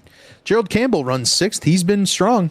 Ray Bracey's got a little right front damage, but he's sitting in 7th. That car seems to be okay. Otherwise, he would have left it on pit road for a lot longer like his teammate did. Harrison Talon is 8th. Corey Abbott 9th. Scoring is Ty McIntosh in 10th. I think Michael Goodman is going to be 10th on this restart. 11th will be Johnny Thomas. 12th, Gavin Higgins. That car maybe not too bad after the incident. Cale Pocock is 13th. Brent Jones is 14th. Zach, I've got Jared Rexing in 15th. Sure. And then Josh Chin, Carlos Acosta, Jeff Green. Everybody else is wrecked and like have coming back from fixing damage, so they're not lined up quite in the right order just yet. It looks like Daniel Gore is back in this area as well. I mean, we're looking at maybe 20 clean cars left in this race. And we've still got basically half of this race left. Yeah, there's a long way to go. You'd think eventually we'd get to a green flag run where these guys could click off some laps. That hasn't been the case. 8 cautions. Pace car is off as we wrap up that 8th one. Matthew Weeks, control of this race. Trey Eidson, the remaining option for Shift Esports, running second. Andrew Rucker is third. Rucker coming off a really good race last week where he led some laps, had a real chance to win that race late. Ultimately, the fuel strategy ends up getting the best of him. He settles for a 10th place finish, his first top 10 in a couple of years for Andrew Rucker. And here he comes, moving to the outside. Gavin Hibbs just stays on the bottom of the racetrack. And he will drive right on by Rucker. Johnny Thomas is the car that moves up. And you asked who's left, right? Johnny Thomas is still left. And boy, I'll tell you, a race getting a little crazy, a little chaotic, with that 83 car looking clean. There's an option to win this race right there. A former Daytona 500 winner. After breaking loose, Corey Abbott is back in the mix in the top 5 in the 21 car right there on the bottom of the racetrack. Gavin Higgins, he was wrecked in the last wreck. So was Ray Bracey. Those two are still running for it here.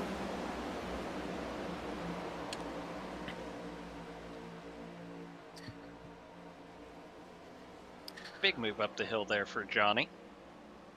And Johnny trying to get Rucker going. He jumps to the inside of Rucker, 3 wide. Johnny Thomas will now lead the outside lane. He's got help from Gerald Campbell, a couple of former elite winners, veterans, guys who've been around a long time leading that outside lane. It does not surprise me that guys like that are having success at this race tonight. Michael Goodman's another one. Brent Jones, another one. Brent was caught up in a wreck early in this race, but having a strong run, able to keep it clean since. All of a sudden, here is Brent Jones up into the top 10.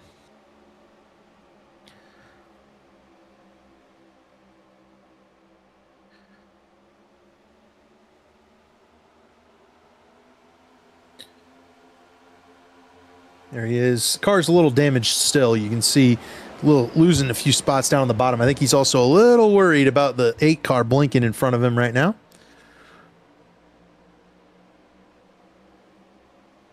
Josh Chin's had a pretty quiet day, but still running in this front pack. And with all the cautions we've had, the damage has been fixed on a lot of these cars that we had kind of maybe not written off, but just seen get involved in wrecks. And some of these guys are able to hang with the field a lot better than they were before. Justin Vandermeer is one of those. Gilberto Javier Gomera is another one. Oh, Michael Goodman. Goody. Up the hill, 3 wide, backing off. Still backing off, still losing spots for Michael Goodman. Rob Mooney to the inside, Ty McIntosh. And look, I mean, here's some of the damaged cars we talked about. Ethan Burrell, Garrison Hogan, Trey Holmes, Scott Crump's still in the pack. Josh Adams is still in the pack. I mean, all you need to do is be in the draft, Zach, and you might still have a chance. Like they say in poker, a chip and a chair. That's all you need. That moment for Michael Goodman sucked up the lead change. Trey Eidson has jumped to the front. He has also picked up a bonus point for leading a lap. That's a big note for a guy that is now looking really good in terms of his ability to get into this chase. He leads Matthew Weeks, Gavin Hibbs, Gavin Higgins. They always manage to do this. And Ray Bracey into the top 5. I think they do it just for you. They really do. Ryan Scholl, 3 wide middle with Josh Chin, Harrison Talon on in both sides. Scholl will back out. Jared Rexing will also go by. Looking like that handling is starting to play a factor because of, I think, some of that crash damage we're seeing throughout the field. Some of these guys are losing the handling a lot quicker after they change those tires, and that's starting to, I think, affect the way this pack is generating energy. Scholl's been around and involved in a wreck. Garrison Hogan now tucking to the middle lane. Scholl 3 wide to the top. He backs out of it. And there's single file all the way back to Gerald Campbell in 7th. Now Corey Abbott in 8th.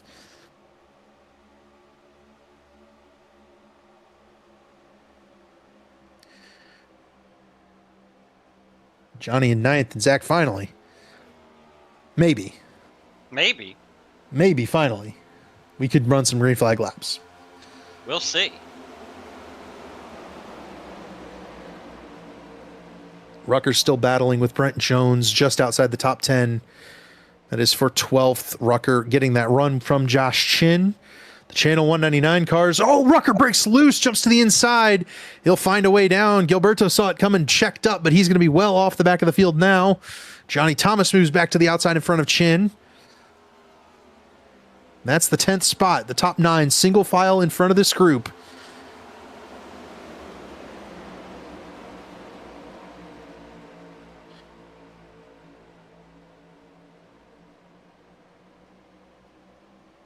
Johnny trying to bring Jared Rexing back, but Rexing's car still clean. Got more help on that bottom groove. They continue to race side by side. This battle for 10th. Eidson, Weeks, Hibbs, Higgins, Bracey, the top 5. Abbott, Campbell, Talon, and then Jared Rexing and Johnny Thomas battling it out for that 9th position.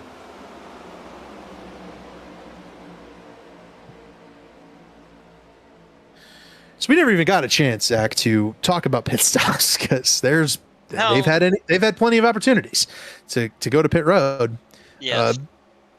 New Atlanta, the Echo Park Speedway, this super speedway version, has a very difficult pit road to hit under green flag conditions. These guys have about 60 laps in the tank.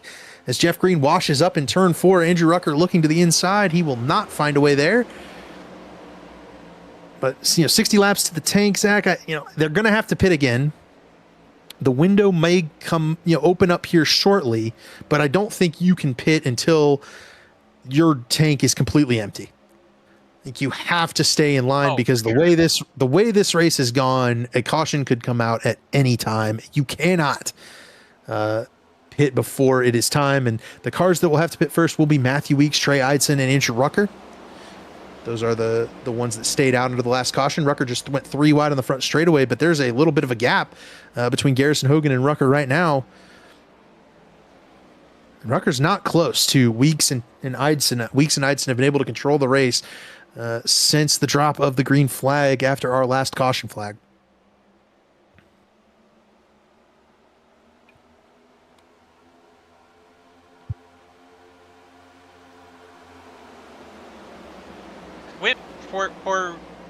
And just to illustrate that point, when was the last time a lot of these guys pitted? It would have been that last caution for everybody but Weeks. Yeah, it would have been that last caution for everybody but Weeks, Eidson, and Rucker. Okay. But yeah, we're looking at 20 or so laps and then 40 for those other guys. Gotcha. Yeah. So we're a ways from considering pit stops, but Matthew Weeks, I think, was maybe hoping for a yellow flag he's hoping for a yellow flag from now until, maybe lap 125. Right. Yeah. It's probably the window where Weeks, Eidson, and them need a yellow flag to come out so that they can stay on the cycle with the field around them right now.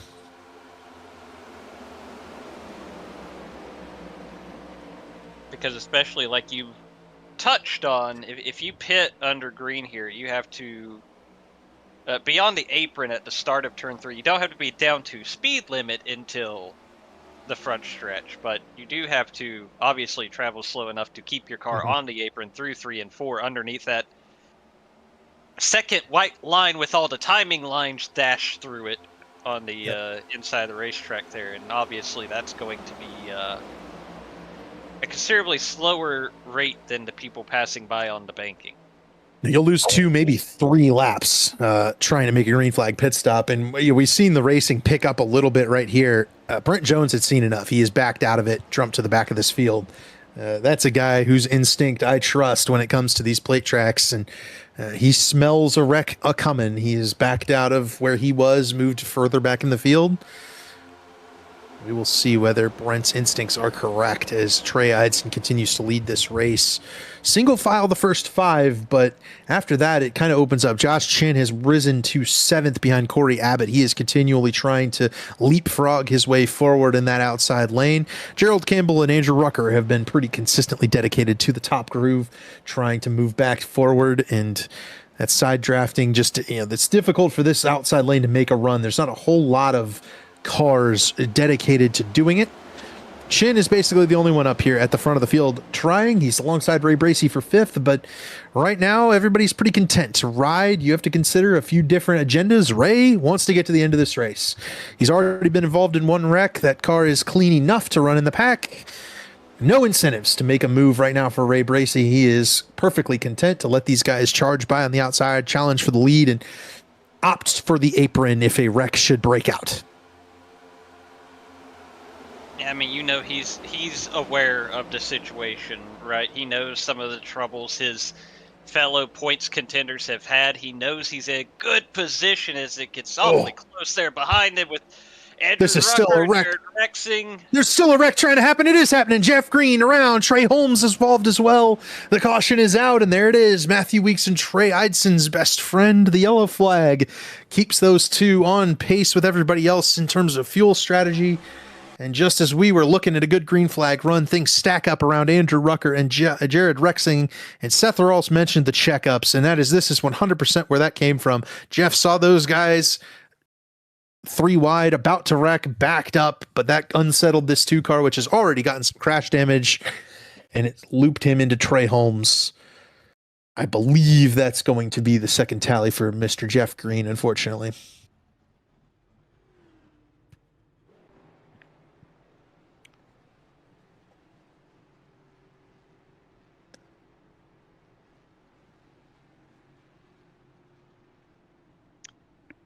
I think you're right, but we're definitely right about one thing, and that's going to bring Trey Eidson, Matthew Weeks, and all of these front runners to pit road. There's the call from Sam Boutwell over the radio.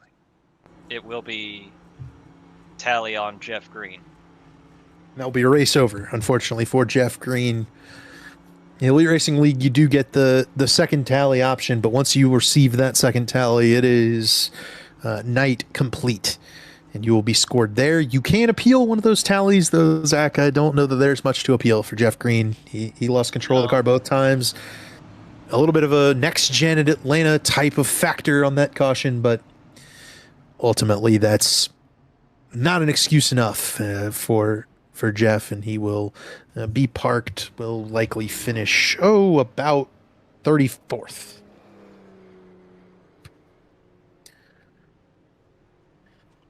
Pit stops, damage fixed. Yeah, it is night over.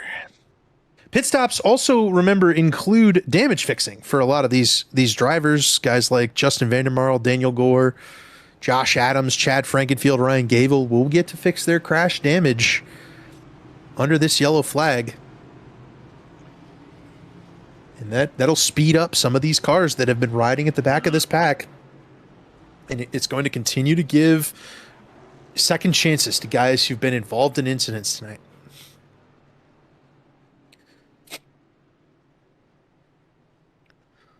The funny thing is, as many, as accurate as the laser scanning and all of that comes when it comes to replicating these real life racetracks in iRacing, the one thing the laser scanning cannot do is age these surfaces the way that we've already seen in just a small handful of years since this venue was reconfigured, right? And the impact that has had on the real life racing at Echo Park Speedway.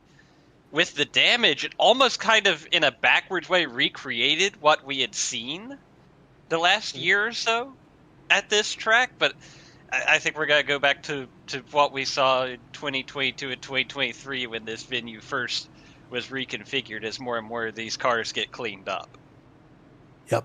And the nighttime takes over. Already the temperature is cooling off. We're in sim time. We are in July. So it's mid 80s in this session. but that temperature is quickly cooling from 85 or so at race time. Now it's down to 83. It'll keep dropping. Track temp's already down to 89. That's going to keep dropping. This race is going to get these cars are going to get a lot grippier. More moves are going to be able to be made, but then you're also making these moves with formerly wrecked race cars. So how confident are these drivers in those moves that they're 100% going to be making? Matthew Weeks, as Dave did go through the rundown of the top 10 while we were underway. What happened? No! Oh. His computer has that little bug. Oh, it's so disappointing. Matthew Weeks, the race leader. Gavin Higgins runs second. Gavin Hibbs third. Josh Chin fourth. Ray Bracey would have restarted fifth. He will not do so. Now it's Michael Goodman in fifth. Goody does not get a good jump on that inside lane. That group stacks up. It'll be Weeks with the lead. Higgins slots in front of Hibbs. Chin trying to hang tough as Corey Abbott clears for fifth and heads to the inside lane. They're stacked up behind with Michael Goodman side by side with Garrison Hogan for the fifth spot on back.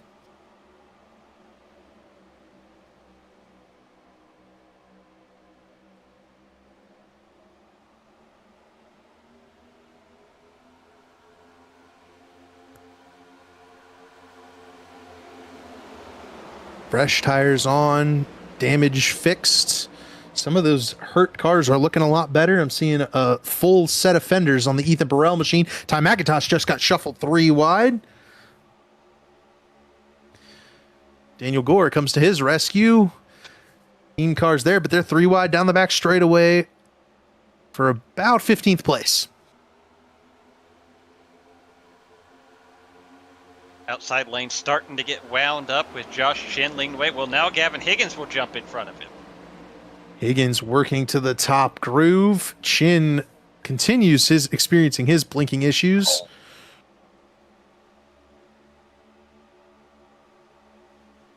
They're 3 wide in the back. Daniel Gore, Ty McIntosh are 3 wide up top.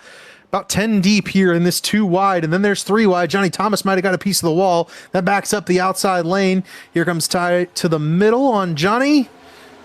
He will clear on by. Trey Eidson looking to the inside of Ryan Scholl. That'll make it 3 wide entering turn 1 up ahead. Ooh, 3 wide still coming off turn 2 with Gerald Campbell, Ryan Scholl, Ethan Burrell all stacked up here for about 10th on back. Michael Goodman runs in 10th right now. That's his 11th through 16th or 17th on the grid as Gavin Higgins continues to lead this race.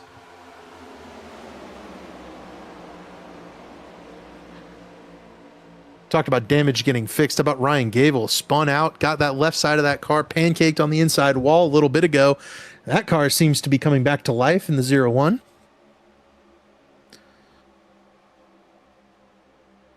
He had followed Chad Frankenfield forward through some of that first bit of 3 wide. Then Chad kind of went outside instead of following his teammate Ryan Scholl, and that opened the door for Ryan Gable to pair up with the other Ryan.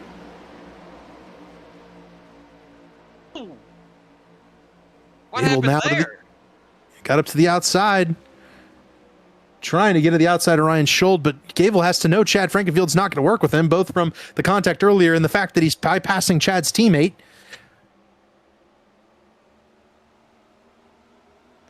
Still 3 wide, still 2 wide up at the front. It's Higgins. No, this okay, they thought better of it. Burrell now jumps to the inside of Ryan Gable, starting to push Gable back to the rear of the field. Gable, one of the more aggressive plate racing drivers, as Scott Crump tries to let his teammate in line there, but it's just going to be tough to make one car passes in that third lane. You really have to have a couple of guys up there, I think, to make any ground.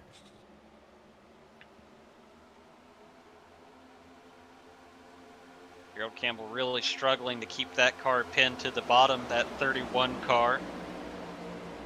3 wide up front, Corey Abbott in the middle, Rucker to the outside. Rexing is the one who jumped to the inside of Corey Abbott and made a move on him in the front straightaway. Abbott will now fall back into the clutches of Ryan Schultz and Chad Frankenfield. He ducks back to the inside lane, but that leaves Andrew Rucker up top with Chad Frankenfield moving 3 wide middle. Rucker is up top. He's got to help now with Ryan Gavel jumping up there.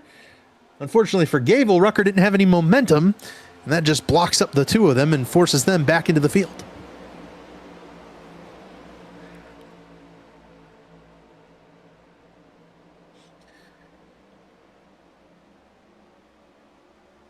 Things have gotten significantly more racy after that last yellow flag.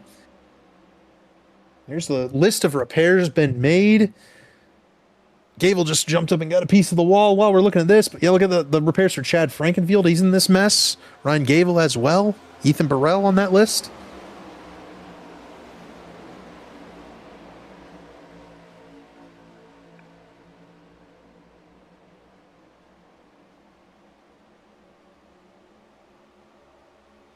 Gavin Higgins. Now Michael Goodman jumps to the inside, gets out of this mess. Higgins leads, Matthew Weeks second. Hibbs and Josh Chin battling for third. Jared Rexing battling Garrison Hogan for the 5th position. Hogan has been in at least 2, to my knowledge, incidents tonight. That car is still kicking and still speedy, and he is pushing his Channel 199 teammate closer and closer to the front.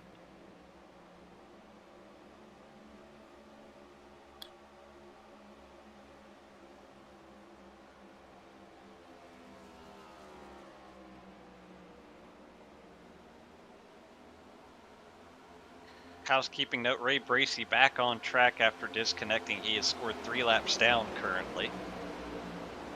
Yeah, Ray's in trouble. He won't get, obviously, we have the 6 lap down rule. We won't get, those don't count against Ray when it comes to the 6 lap down rule where you get removed once you go 6 laps down, because obviously there was no crash damage on the 7 car. But unfortunately for Ray, the 3 laps is going to be difficult to make up. Yeah, especially with a couple of cars already a lap or 2 down in front of him. It's not like he will get the next available lucky dog if we do get a caution. So there's a second pack off of that front pack. It kind of split up there when we were shuffling and jostling.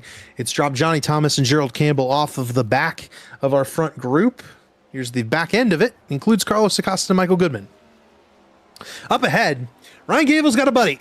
Ty McIntosh has entered the fray, one of the better plate racers that is out there. Ty is very comfortable with making those aggressive moves, trying to help Ryan Gable. They are former teammates, trying to work together to maybe use that outside third lane. But we talked about 1 car making that move. I don't know that 2 is going to make a whole lot of difference. They might be able to leapfrog singular cars, but I don't know how much actual ground they're going to be able to make up there. No, it seemed like they weren't able to really get that train rolling, and they've settled back into that second lane for now. Just not enough cars, not enough energy being brought up as here comes Matthew Weeks. Charges to the inside around Gavin Higgins. Chin takes a look to the outside, thinks better of it, and tucks in line behind the number 20. With that move, Matthew Weeks suddenly charging to the race lead. Looks like the 20 car having a little bit of trouble settling it down in the center of the corner. That car washing up a little more than it had been earlier. We talked about the tire wear. Well, the grip is up right now, but as the grip is up, you get a little more confident in using that throttle a little bit more, and the tires wear, I think, just a little bit more in response to that. Absolutely, and that's kind of where it gets you into trouble. It sticks until it doesn't, right? And the line is already so thin on that threshold with this car. The pack is going around Ray Bracey right now. Bracey's tucked to the bottom. That second group with Johnny Thomas and Gerald Campbell has caught this first group. They're moving around him now. Bracey is on the bottom. He knows his rights. He's sticking to the inside lane. Oh, but he's going to get a piece of Ryan Schultz on the way by. They check up big, and Scott Crump's going to go around. The caution is going to be out. I think that Sam might have to throw this one. Oh, they wrecked at least 5 cars. Why are we not? Why are we not? Ranger Rucker, yeah, there it is. Sam Boutwell, race control throws the caution flag, and that's why, Zach, we talk about it. It's a good thing we've got access to that. I mean, I think Ray was stuck to the bottom. I don't know that there was much he could do. This happens in turn 3, so, but meatball flag for Jesse Racimus. I saw a meatball flag for Andrew Rucker. It happened when Ryan Schold was going around the lapped car of Ray Bracey. And he's 3 wide. Now going 4 wide, now back to 3. And you can see, I mean, Ray's up a little bit, but I mean, maybe a little net code sucks those cars together.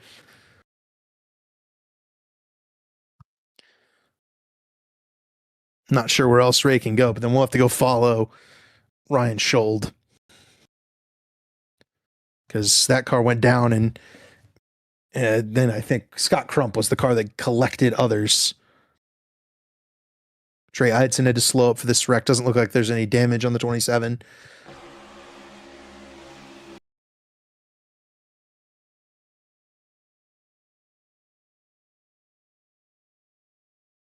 Right there, Crump's going to get a piece of the 21 of Corey Abbott, and that is the contact that loops a car, and then we get the crash behind. So Scott Crump's the one maybe we need to look at here.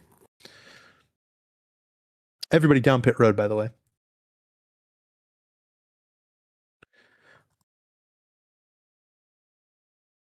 Except Gavin Hibbs. So Crump's there. Oh, yeah. Gilberto comes up and gets a piece of Rucker. I saw Jesse also got one. Jesse Racimus. Oh! There was way more going on there. Because some guys, I think, were checking up thinking their caution was out. Some guys weren't. My, oh my. Well,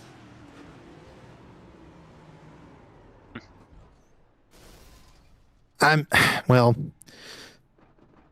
Scholt's going to get the tally. Ooh, that's tough. Yeah. That's tough.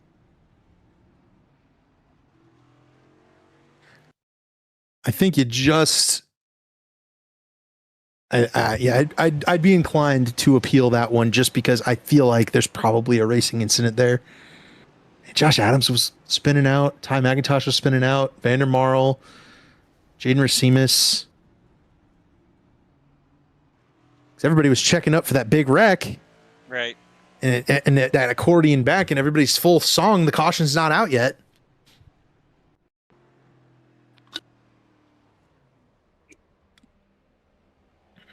I'm coming off pit road for Gilberto. They're going on to pit road. His car's, the rear spoiler's all jacked up on that car.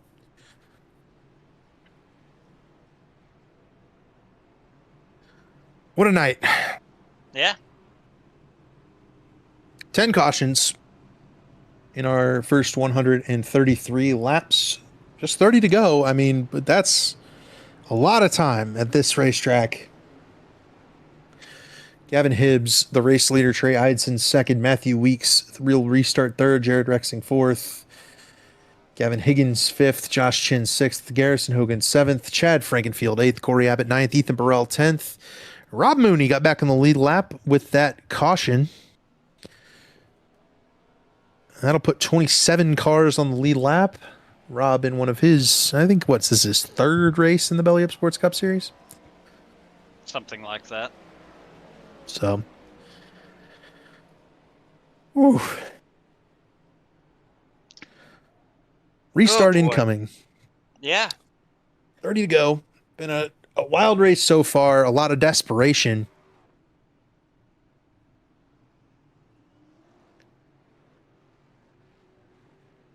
And I think it's going to continue.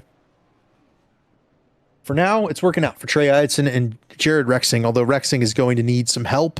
He's gotten it with the disconnect from Ray Bracey and the contact that Justin Vandermarl has dealt with all night long.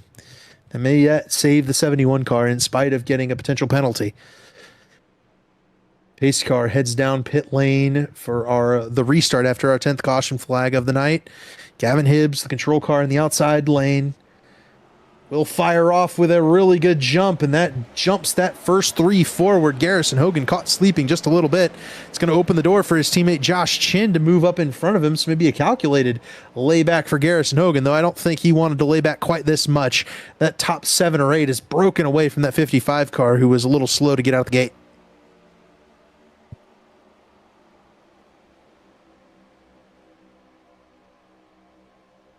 Here comes Jared Rexing outside of Trey Eidson with help from Josh Chin. He gets fourth, going for third around Gavin Higgins.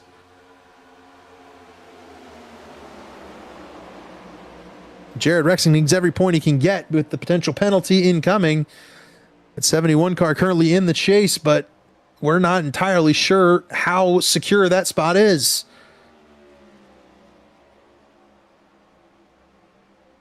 Energy is really picked up all of a sudden.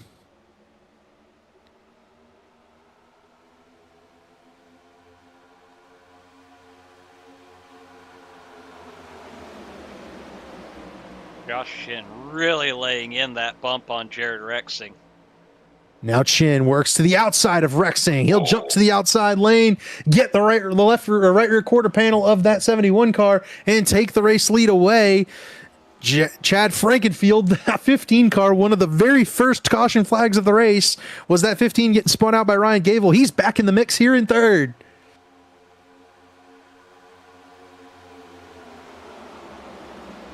Gable is still working 3 wide. He's 3 wide middle right now, mid-pack.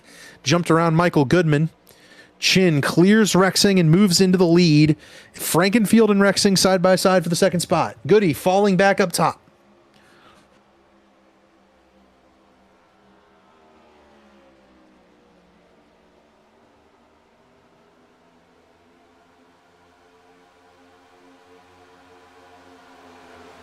Up front, side by side, here comes Gerald Campbell with a big move in the 31 car. Jumps around Corey Abbott, makes a little contact with Garrison Hogan. They're 3 wide for the 6th spot. Hogan and Campbell continue to make contact in the center of the corner. Abbott stays to the inside of Gerald Campbell. The big run for Campbell. He got up a couple of rows, and he's falling back now, paying the price for making that move.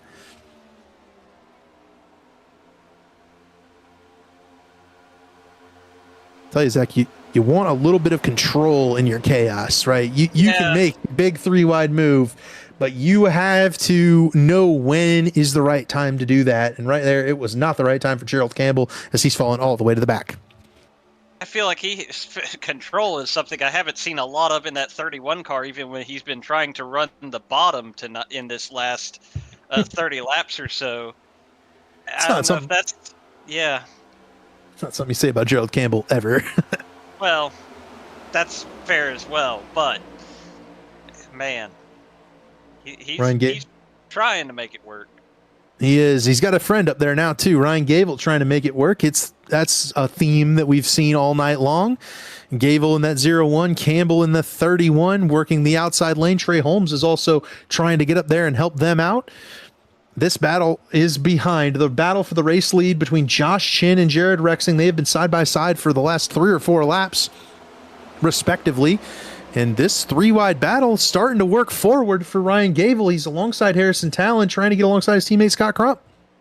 He really wishes his help would quit bouncing off the turn 1 wall, though. Yeah, that's not helping him, I don't think. No. Brent Jones has seen enough. 89 car bails to the apron. I talked about it earlier, and the wreck happened. Good instincts from Brent Jones. He stayed around the whole race.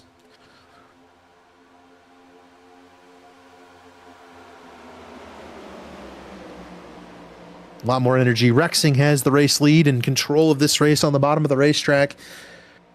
3 wide battle, still the big note right now as Gable tries to make that outside lane work. He's got help from Campbell, Josh Adams, and Trey Holmes for now. How long till one of those guys sees a hole underneath and decides to duck down and get out of the way of this outside lane?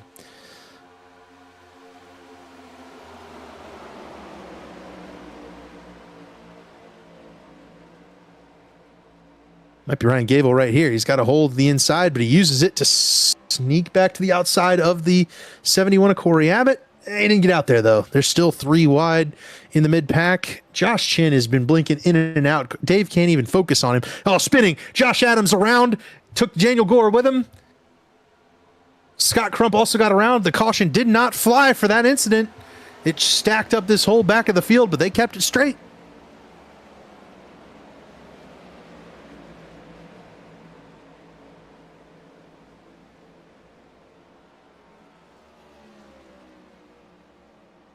And somewhere in there, Chad Frankenfield got in front of Josh Chin.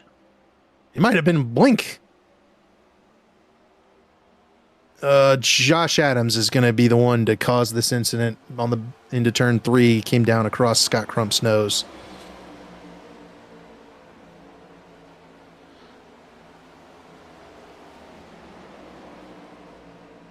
They're still battling. Gavin Hibbs now kicked way up to the outside lane. And Ty McIntosh also was sideways in that incident. No real contact, though, in that wreck on lap 143. But now there's a big 5-second gap from this front pack that's 3 wide with Hibbs, Gable, and Campbell all the way back to that second group led by Josh Adams. Now, I feel like this is the latest we've been able to have this conversation in a race in a long time, David. I have to mention Chad Frankenfield, now in 4th. The last time he won in the Belly Up Sports Cup Series was the finale of the 2020 B season. It technically wrapped into 2021 on the calendar. It was January of 2021. But that's how long it's been since Chad Frankenfield has won a Cup Series race. Does the streak end tonight? I believe that came with a championship. Did that race in 2021 for Chad Frankenfield. I mean, he's certainly in position, and you wouldn't have said Chad had much of a chance after the first. Oh, you explicitly 10 said laps or he so. did not. You said Yeah. his season was over. Yep. And here he is with a real shot. Josh Chin leading, Jared Rexing and Matthew Weeks side by side just behind. Then it's Frankenfield and Hogan. Hibbs has battled back to get in line behind Hogan.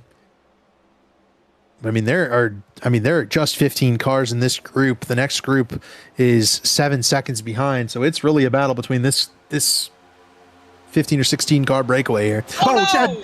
Chad spinning to the inside. He's gonna save it, but that I guess I won't say it this time. Oh, Corey Abbott just got spun by Gerald Campbell, and Chad Frankenfield's gonna get saved by a crash in turn 2. Corey Gerald, it looked like Gerald just drove through him. We're going to have to take a look at it.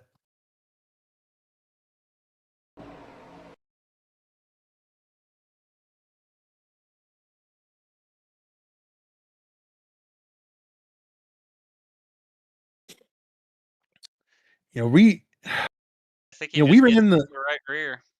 Yeah, right there. We ran the Batflip Podcast 2003 series at Atlanta last night. And if you got that, it's a higher horsepower car, but if you put another car behind you where you weren't on fresh tires, even if you were on fresh tires, the car really loosened up. I wonder if there isn't a little bit of additional change in dynamic where Gerald got a piece of, maybe got Corey just a little bit loose before he got into him. It unsettled that 21 car and slowed it up. Let's take a look and see what happened to Chad Frankenfield. Could have been a bad push gone wrong for Gerald, but either way, he does get saddled with the tally on this one. And for Chad, looks like that car just broke loose in the straightaway, Zach. On him. Yeah. Don't see that very often. No, that's. I don't think anybody would have expected that to happen at that point. You do have the wheel cranked a little bit to the left to get through that first hinge of the dog leg. But to my understanding, this car is pretty stable typically, especially on the straightaway.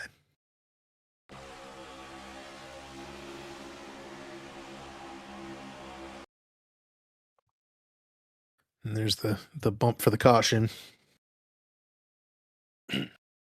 we mentioned it. Ray Bracey is going to get a lap back here.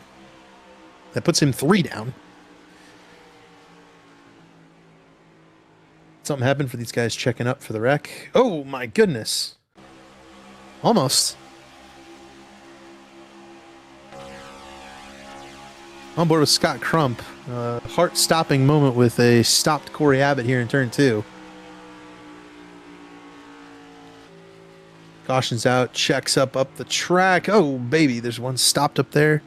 At least he had maybe a little sight line to it with no car directly in front of him. But, Zach, I'll tell you, in my elite racing experience, I have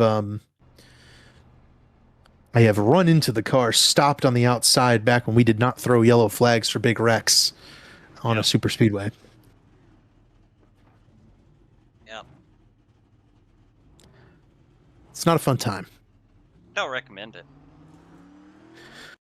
Racing incident, I believe, is the call for this tally. In fact, not on Gerald, looks like. So.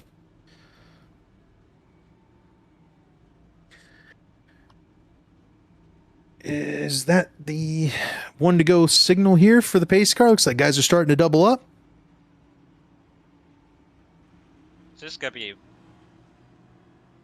what, 10-lap shootout here? Yep, about 10 laps to go right now. Maybe 9 to go when we get back to the start-finish line. It'll be Josh Chin leading this race. Jared Rexing running second. Matthew Weeks third. Garrison Hogan fourth. Gavin Hibbs fifth. Trey Eidson sixth. Gavin Higgins seventh. Ethan Burrell eighth. Ryan Gable in ninth. Ryan Scholes rounds out the top 10. Then it's Johnny Thomas, Kyle Hanshaw, Josh Adams, Daniel Gore, Brent Jones, Justin Vandermarl, Harrison Talon, Rob Mooney, Cale Pocock, and then Chad Frankenfield. Chad is going to be on 4 fresh tires. I'll look for him to be making some of the aggressive moves through the field. Beyond that, another storyline, Josh Chin, I believe, does not have Belly Up Sports Cup Series win yet.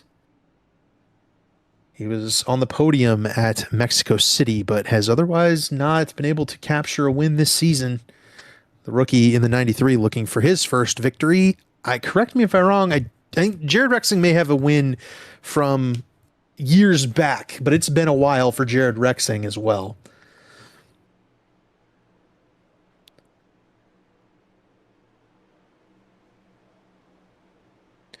Pace car heading down pit lane. We will restart this race with 9 laps to go. Josh Chin, Jared Rexing the front row. Green flag is out. Chin with a good restart in front of Matthew Weeks. Much as we've seen all race long, that outside line isn't really strong to start. The inside line tucks down. Rexing trying to pin off Garrison Hogan. He can't do it. Hogan dove to the inside of Rexing. He finds a way to make it work. Rexing will now have help from Trey Eidson.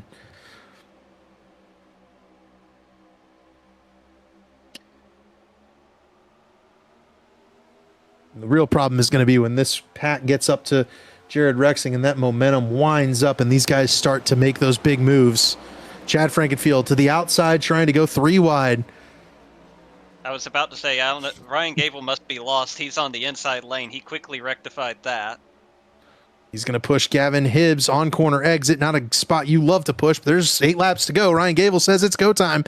Big push to the rear of the 95 for Gavin Hibbs. Trying to get to the outside of Higgins and move into the top 3. Gable with the big push. He needs to finish this race off well. He'll be locked into the chase.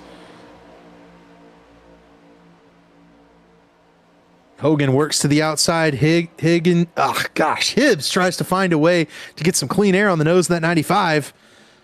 But that's just not, the outside lane's just not grouped together well enough to be able to push forward right now.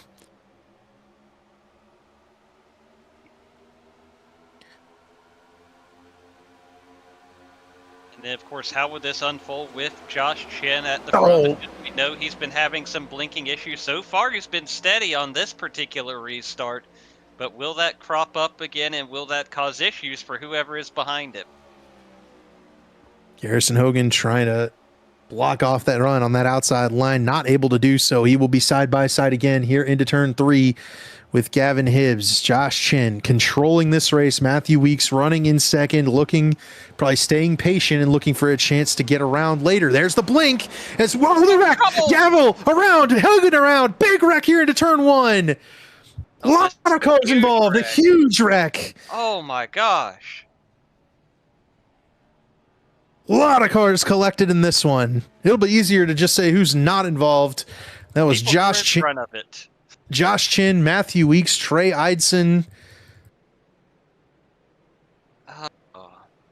and Ethan Burrell were the cars that got through unscathed. Everybody else just about is going to get wrapped up in this. And it all started, you mentioned it a lap before.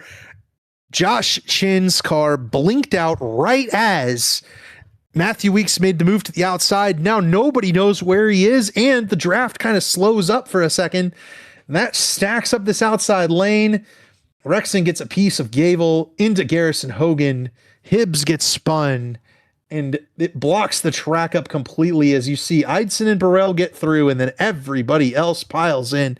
Adams, Thomas, Rexing, Frankenfield, Higgins. Jones is going to get collected. Reynolds, Talon, Pocock, Gore, Schold, Justin Vandermarl, and Rob Mooney might sneak by on the inside here. And I think they will. Ray Bracey's going to sneak by on the inside. Hopefully he didn't get a piece of the grass so that he can grab a lucky dog. But I did not see his name pop up, so Ray might have had to hit the grass to avoid this thing, which will not get him another lap back. Adams, a piece of the inside wall. Abbott involved. Ty McIntosh almost involved by Adams coming back up. And I mean, you know, Zach, you talk about that all the time, the rejoins during wrecks. Yeah. Not the best.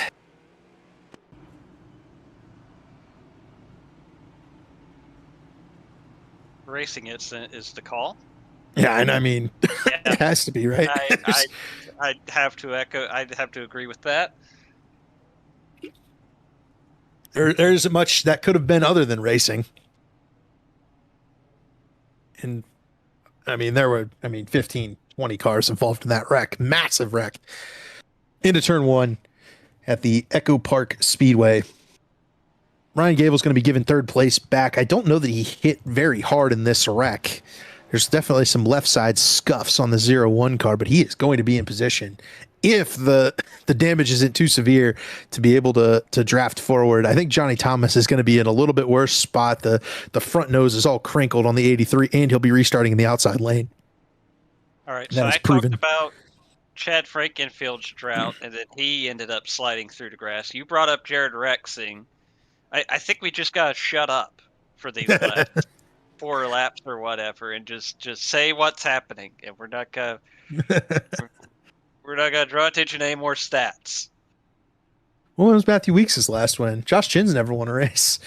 Oh, what a jerk! Yeah, as I say, they're locked in on points. Just still talk about the 83. Right. Although I think Johnny Thomas needs quite a bit in order to get into the chase. He's pretty far back when it comes to the points standings, but weirder things have happened, especially tonight. This has been an absolutely wild night of racing. It was Richmond 2021B for Rexing, by the way. Right. Well, not going to happen tonight, unfortunately, for Jared Rexing. Got caught up in that wreck. He's coming off pit road right now with damage. Bracey did not get the lucky dog, by the way. Went through the grass to avoid the wreck. iRacing deems that an incident and does not award the lucky dog. I kind of wish we would let race control rectify that one, but it is what it is. It's part of the rules package in place, and you can't always make an exception for that. So looking through the field, I mean, there's some awesome stories if we can get this race to finish here without wadding up the rest of the race cars. So we'll hit those if they happen. Josh Chin, Matthew Weeks, the front row, Ryan Gable, Johnny Thomas, row 2, Trey Eidson, Ethan Burrell, row 3, Brent Jones, Justin Vandermarl, row 4, Ryan Schold, Chad Frankenfield, row 5. Daniel Gore, Blake Reynolds, row 6. Worth noting, Gore picked up some stage points. He's ahead of Vandermarl in the points. But Zach, Vandermarl's ahead of Gore right now, and there's 1 point separating them at the beginning of the night, and we don't know if they're ahead of Jared Rexing right now. They could be. We don't know yet. Points could be crazy. 2 laps to go. Green, white, checkered. Really, pace car is off. Josh Chin onto the loud pedal. Ryan Gable closes the door, so Matthew Weeks can't jump to the inside like we've seen all race long. Weeks is going to have to tuck in behind Gable. He will do so, and that inside line gains steam. Johnny Thomas jumps in front of Brent Jones. Vandermarl abandons Burrell to jump in the bottom lane. Now Weeks looks to the outside. He'll have help from Eidson. Josh Chin moves to the outside lane. It's going to shuffle Johnny Thomas up to the top. Gable's by himself on the bottom of the racetrack. Here comes Matthew Weeks for the race lead underneath Josh Chin. Chin side drafts the right rear quarter panel. Weeks and Chin make contact. Eidson looking for the race lead. Here comes Johnny Thomas with a big run. 2 laps to go as Chin and Weeks remain side by side. Just got to be the one to stick it 3 wide here up front. You know it's coming. Blake Reynolds in that outside line. He could certainly do it. Josh Chin outside, Weeks inside, Eidson to the bottom. Nobody lifting now. The 2 front runners surge forward, but Eidson's going to have a big run, big push from Ryan Gable. White flag in the air. Final lap at Atlanta. Still 2 wide, all the way back through the field. Weeks and Chin battling it out. Johnny Thomas, a little contact with Eidson. It surges Eidson forward. Eidson gets to the rear bumper of Weeks. The big push Matthew Weeks may need to win this race. Through turn 3. Weeks is clear. Eidson's not going to have the run. They make contact. Matthew Weeks is going to win the Quick Shifts 250. A clean finish. And they rack after the line into turn 1.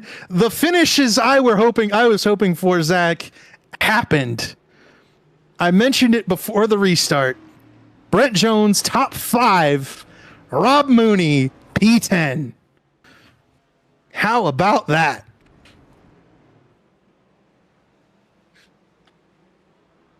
That's a first top 10 for Rob Mooney, first top 5 for Brent Jones in at least a couple of seasons. Oh, man, that's incredible. Matthew Weeks picks up a race win, I believe his 2nd of the season here at Atlanta. Trey Eidson comes home in 2nd in the photo finish with Josh Chin. Chin will finish 3rd. Ryan Gable comes home 4th. Gable likely locking himself into the playoffs with that finish. Brent Jones, a top 5 run, Zach. He bailed out every single time he felt like a wreck was coming. And he did so, kept that car clean after getting big time damage at the beginning of the night, maybe speaking over the mic about it. And he picks up a 5th place finish. Awesome run for Brent Jones. Johnny Thomas finishes 6th. I don't think that's going to be enough to lock him into the chase. I think he was a little too far back. Ethan Burrell 7th. Vandermarl 8th. Is probably going to be good enough to get him in. And then the question will be, does Daniel Gore have enough points over Jared Rexing to make it in? Rexing finishes 25th. He may get a penalty on top of that. That might be the shuffle. Rexing out, Vandermarl in would be my wager. The last top 5 for Brent Jones was the 2024A Daytona 500. It has been 2 years and change for Brent Jones to get a top 5 finish. That is awesome. He's a long-standing veteran, been around forever. And then Chad Frankenfield 9th. Again, a valiant effort for Chad. I just don't think it's going to be enough. The guys he needed to beat finished right around him. Vandermarl, Gore. Scott Crump 14th. That's probably going to be enough for Crump to get locked in. Again, I do believe the battle will be between Rexing and Vandermarl, potentially Gore, to get locked in. So, as I may get disconnected if power happens to go out, big thunderstorm coming over my house, I will go ahead and begin our interviews, and we'll start with 3rd place finisher Josh Chin. And Josh, you were controlling the race, looking for your first Belly Up Sports Cup Series win there late. Take me through the finish there and maybe what you could have done differently battling against Matthew Weeks. I don't know. I could have done much more there. I was in the spot I wanted to be. I wanted to be back behind his door off 2 and get the side draft and pull him back. But we got off 2 and my push was just gone, and he had Trey and Gavel there pushing him, and that was it. I was just hoping to hold on for second or third at that point, and thankfully was able to do that. But not much I could do once Johnny was gone. That was kind of game over off 2. Definitely a very tumultuous evening for all of these competitors out here. So many cautions, kind of the highs and lows of riding through all of that. What did it take to kind of stay calm in the car throughout everything that was going on tonight? I mean, a lot of it you could kind of see who was getting squirrely and bobbing around. So figuring out who was doing what, and just I know some of the bigger wrecks that I was behind, I kind of had an idea it was about to happen and got out of there. And then I got whacked in the right rear, and it was 2 minutes damage. But I got it fixed and was able to just ride around, and cautions fell where they needed to, and I was able to just stay in one piece. That was the biggest thing. I did what I didn't do at Daytona and just make it to the end, and had a shot because of it. So. Yeah, and Josh, obviously you were locked into the chase field before tonight, so you could go up there and run with kind of some reckless abandon, and you were able to dodge the wrecks and make the moves. How does this kind of prep you a good run, for the chase as we move into that section of the season? I mean, it's nice to get a little bit of momentum. I feel pretty good about the rest of the chase schedule moving forward, so that's nice as well. Especially going into Watkins Glen, I feel like that's the race I should have a shot at. I know Ethan and Blake are going to run good races, and I'm going to have to fight with them. But then New Hampshire, I feel decent on short tracks. Dega, another draft race, so it's kind of anyone's game. And then just making it through there, and Kansas will be another 1.5 miles, kind of similar to how Texas was. So if I can get through that stretch, I'll feel pretty good. Wilkesboro is just going to be surviving, and then obviously Homestead is Homestead, and it'll be a long one. And before we let you go, who do you have to thank on this run tonight? Big shout out to everyone at Channel 199, Team Hype, everyone that puts on the league, and you guys for the broadcast. Thanks, Josh. Congrats on the third place finish tonight, and we'll be looking forward to seeing you next week. Yep, thank you, guys. Grab second place finisher Trey Eidson and bring him to the booth. And Trey, we talked to you a couple weeks ago. You were kind of talking about hoping you made the chase, and here we are talking to you on the podium again. One spot short tonight at Atlanta, but another really strong run for you.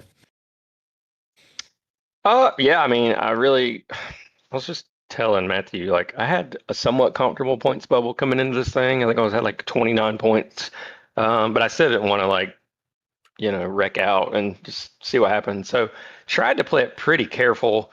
And then I kind of found myself just kind of up in it right there at the end. You can't really be careful up there, but I had some older tires. I didn't pit that last stop everyone did.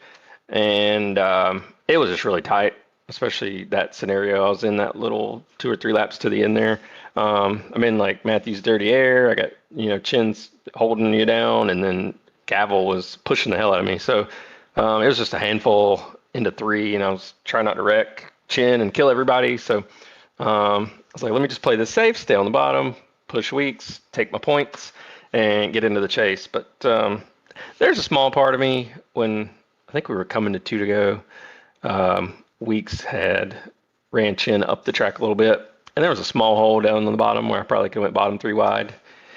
And who knows, maybe would have won it, but or maybe would have flipped into the grandstands. You don't really know. But yeah, it's just like the victory was kind of there, but in that scenario, I think I made the right decision. So on a pretty good run, a third, a fourth, and a second. I think that's some good momentum to carry into the chase. Speaking of going into the chase, obviously starts here in 1 week's time with the road course at Watkins Glen. How do you feel going into that one?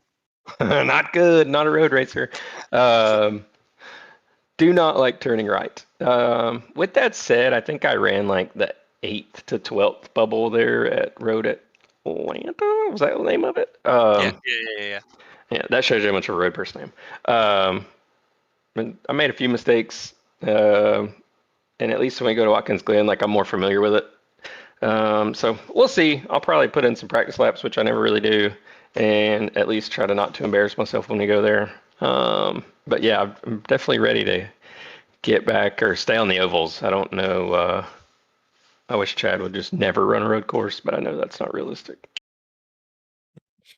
I'm with you on those, Trey. But as we look at the points, looks like you are in 11th.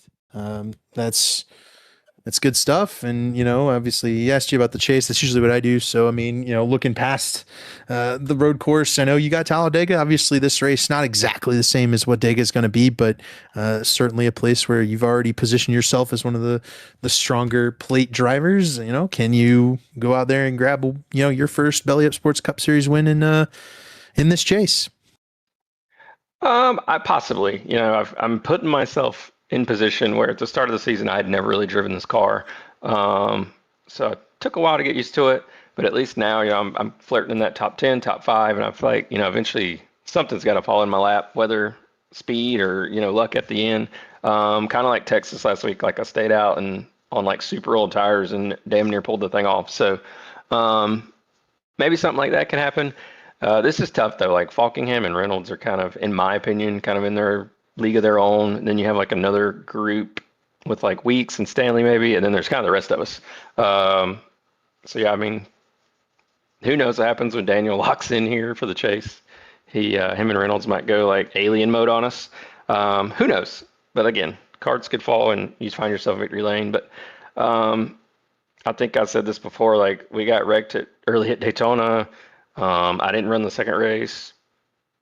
Don't think I even ran the third race. Might have DNQ'd the fourth. Like I really didn't get my season started till week 5 at Indy or week 6, whatever week Indy was. So to make the like 35th or 40th points climb all the way up into the chase, like kind of mission accomplished. I'm in the chase in the Cup, Xfinity O'Reilly, whatever it's called, Racecraft Series in the Truck Series. So hopefully, being in 3 chases, like one of them will go good, or maybe I can win a championship. But a lot of racing ahead, so we just gotta see where the cards fall. Yeah, 10-4 on that. And any shout outs before we send you off tonight, Trey? Yeah, as always, thank you guys for broadcasting this. I'll go back and watch it probably tomorrow at work. Don't tell my boss. And then we'll probably, or actually, I've got to thank the sponsors of the league, Chad and all the admins, Race Control and Seth and everyone at Shift. Feels like they've had some run of bad luck, so we just gotta, maybe the horseshoe will fall out of my what and give my teammates some luck, because they're right there. They just can't get it to the finish line. Thanks to AB Quality. They've got a lot of TV time this season. Hope they're happy with their investment in the team, and we'll see what we can do for them in the chase. Sounds good. Congrats on P2, Trey. We'll see you next week. Appreciate it. Y'all have a good one. Let's grab race winner Matthew Weeks, if I can get him, and bring him to the booth. Matthew, congratulations on, I believe it's your second win of the season at Atlanta. Or is it your first? No, my first one since last season's Daytona 500, man. It's been rough. Bit of a drought for you, but take me through your night. You obviously stayed up at the front all night long with being locked into the chase and were able to miss most of the carnage. Yeah, well, I surprised myself with qualifying 5th because everyone knows me. Like half the time I qualify like 15th or worse, and then when we go to plate tracks, I'm like 30th. So I surprised myself with that, and then that was the main goal, just try to keep track position, and that's all I was trying to do. And I wanted to get stage points, so I knew trying to stay out and just make it there and get the points. And then I realized, after a couple cautions, like if you had like 20 lap old tires, I mean, it came into play, but if you were close to the front, you could stay up there. So that kind of worked, and we just rolled the dice. And then as the night went on, I just got more comfortable with the car and pushing and really figuring it out. And then I knew I was in a good spot, on the last restart, and everything just worked out pretty much how it should have, I guess. Just looked into one. I don't know, I wouldn't say looked into one because we were there all night, but finally got one here. It's funny you talk about figuring some things out, because some of the things you say there, we were not seeing from some of the competition, as far as, for one, being able to stay up front on 20 lap older tires, or or figure out how to push at all. I mean, there were some guys that were just all over the place all night. What do you think was the deal tonight that kind of fit into whatever you had going on with this 11 car?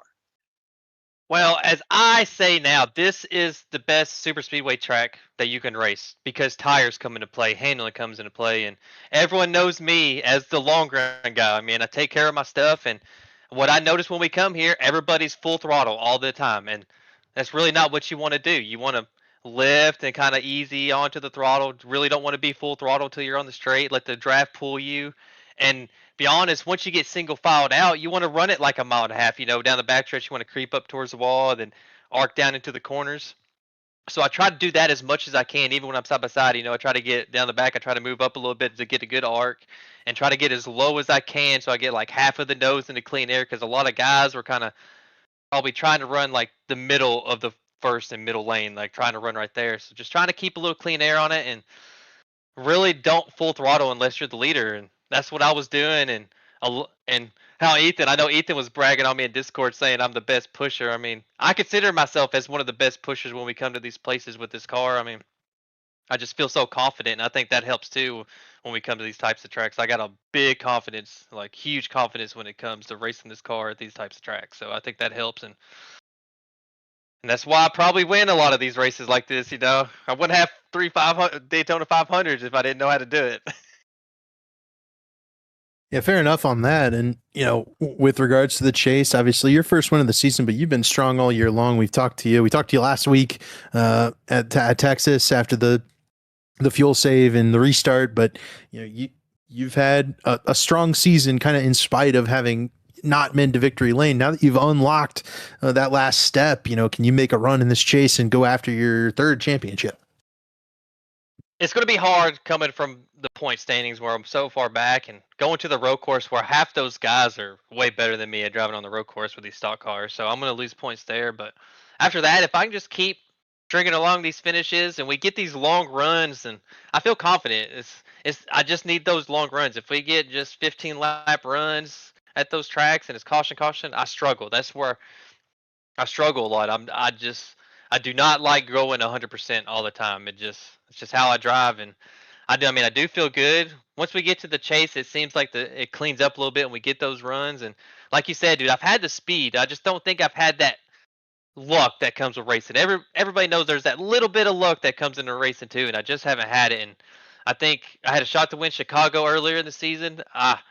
Probably should have won Texas if that late caution didn't come out. So, we're starting to pick up the speed. We're getting rolling, and it's the perfect time to start getting right where I need to be to really contend for it. And I got to gain a lot of points. That means I got to win probably 3 races in a chase. And before we let you go, who do you have to thank on this win tonight? Man, you guys in the booth, man. You guys, second, third season now? You guys doing it, and you guys do a great job. I go back and still watch Cup races over and over again because y'all do so good. It's by far probably the best we got. And shout out to my buddy Justin Vandermeer. At JV Designs, paints all my cars, and he put this one together, like I said last week, for the 600 for me, and I just wanted a silver, and he made this thing look good, and I'm glad to finally put it in victory lane so quick for him. And shout out to Pro Edge guys. I know Ethan was up there racing me early run. He running some bad luck. Tucker wasn't here. I think Trey it was just not his night tonight at all.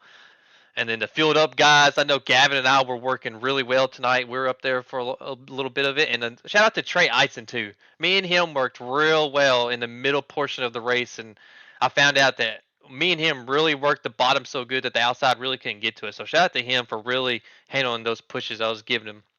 And the Channel 19 guys, we all work together in Discord and talk all the time and hang out.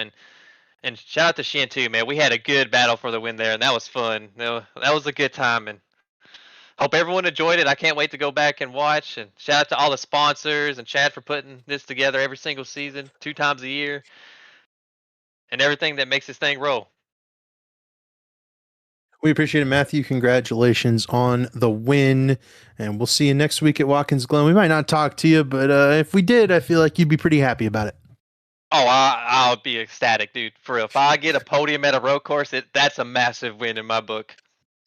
10-4 on that, buddy. Good luck next week, and good luck in the chase. All right, man. Thank you. And that was the Quick Shifts 250.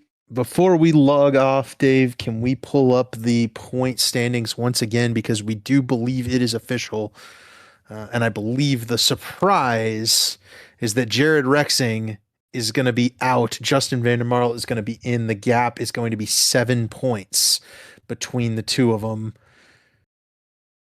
officially, according to this graphic, which we believe is good. So Rexing, with that contact with Vandermarl late, winds up being Vandermarl's benefit. He makes the chase. Crump makes it. Gore makes it. Trey Eidson, Ryan Gable obviously locked in. Zach, any thoughts on this chase format here as we run into it, and maybe who our favorites are? Because I feel like it's kind of obvious, but you might have a different thought than I do. Well, I mean, it would seem obvious with all the races where Daniel Falkingham has either missed or starting park that he would be the favorite. But at this point, I don't know. Are we going to see him for the 6 chase races, or is that going to open the door for the rest of this field to battle for that championship? Yeah, and you have a lot of guys, a lot of hungry guys. Justin Vandermarl with more of a consistent approach. Scott Crump's fast. 1-2 races last season could certainly be a spoiler in this group. Ryan Gable almost spoiled their chance at the Brickyard. Daniel Gore's had a couple of podium finishes in a road course for him next week as well. Guys outside the top 10 or so, I wouldn't count them out just yet. Obviously, next week's going to be a Blake Reynolds and Ethan Stanley type of show. Gavin Hibbs should be strong as well. We'll see if some of these other guys can't find a way to kind of like Matthew Weeks said, salvage the points gap next week and make a run in the ovals once we get to those after Watkins Glen next week. So that was the Quick Shifts 250 for all of us at the Elite Racing Network and for Belly Up Sports. That you will see you guys next week. Have a good night.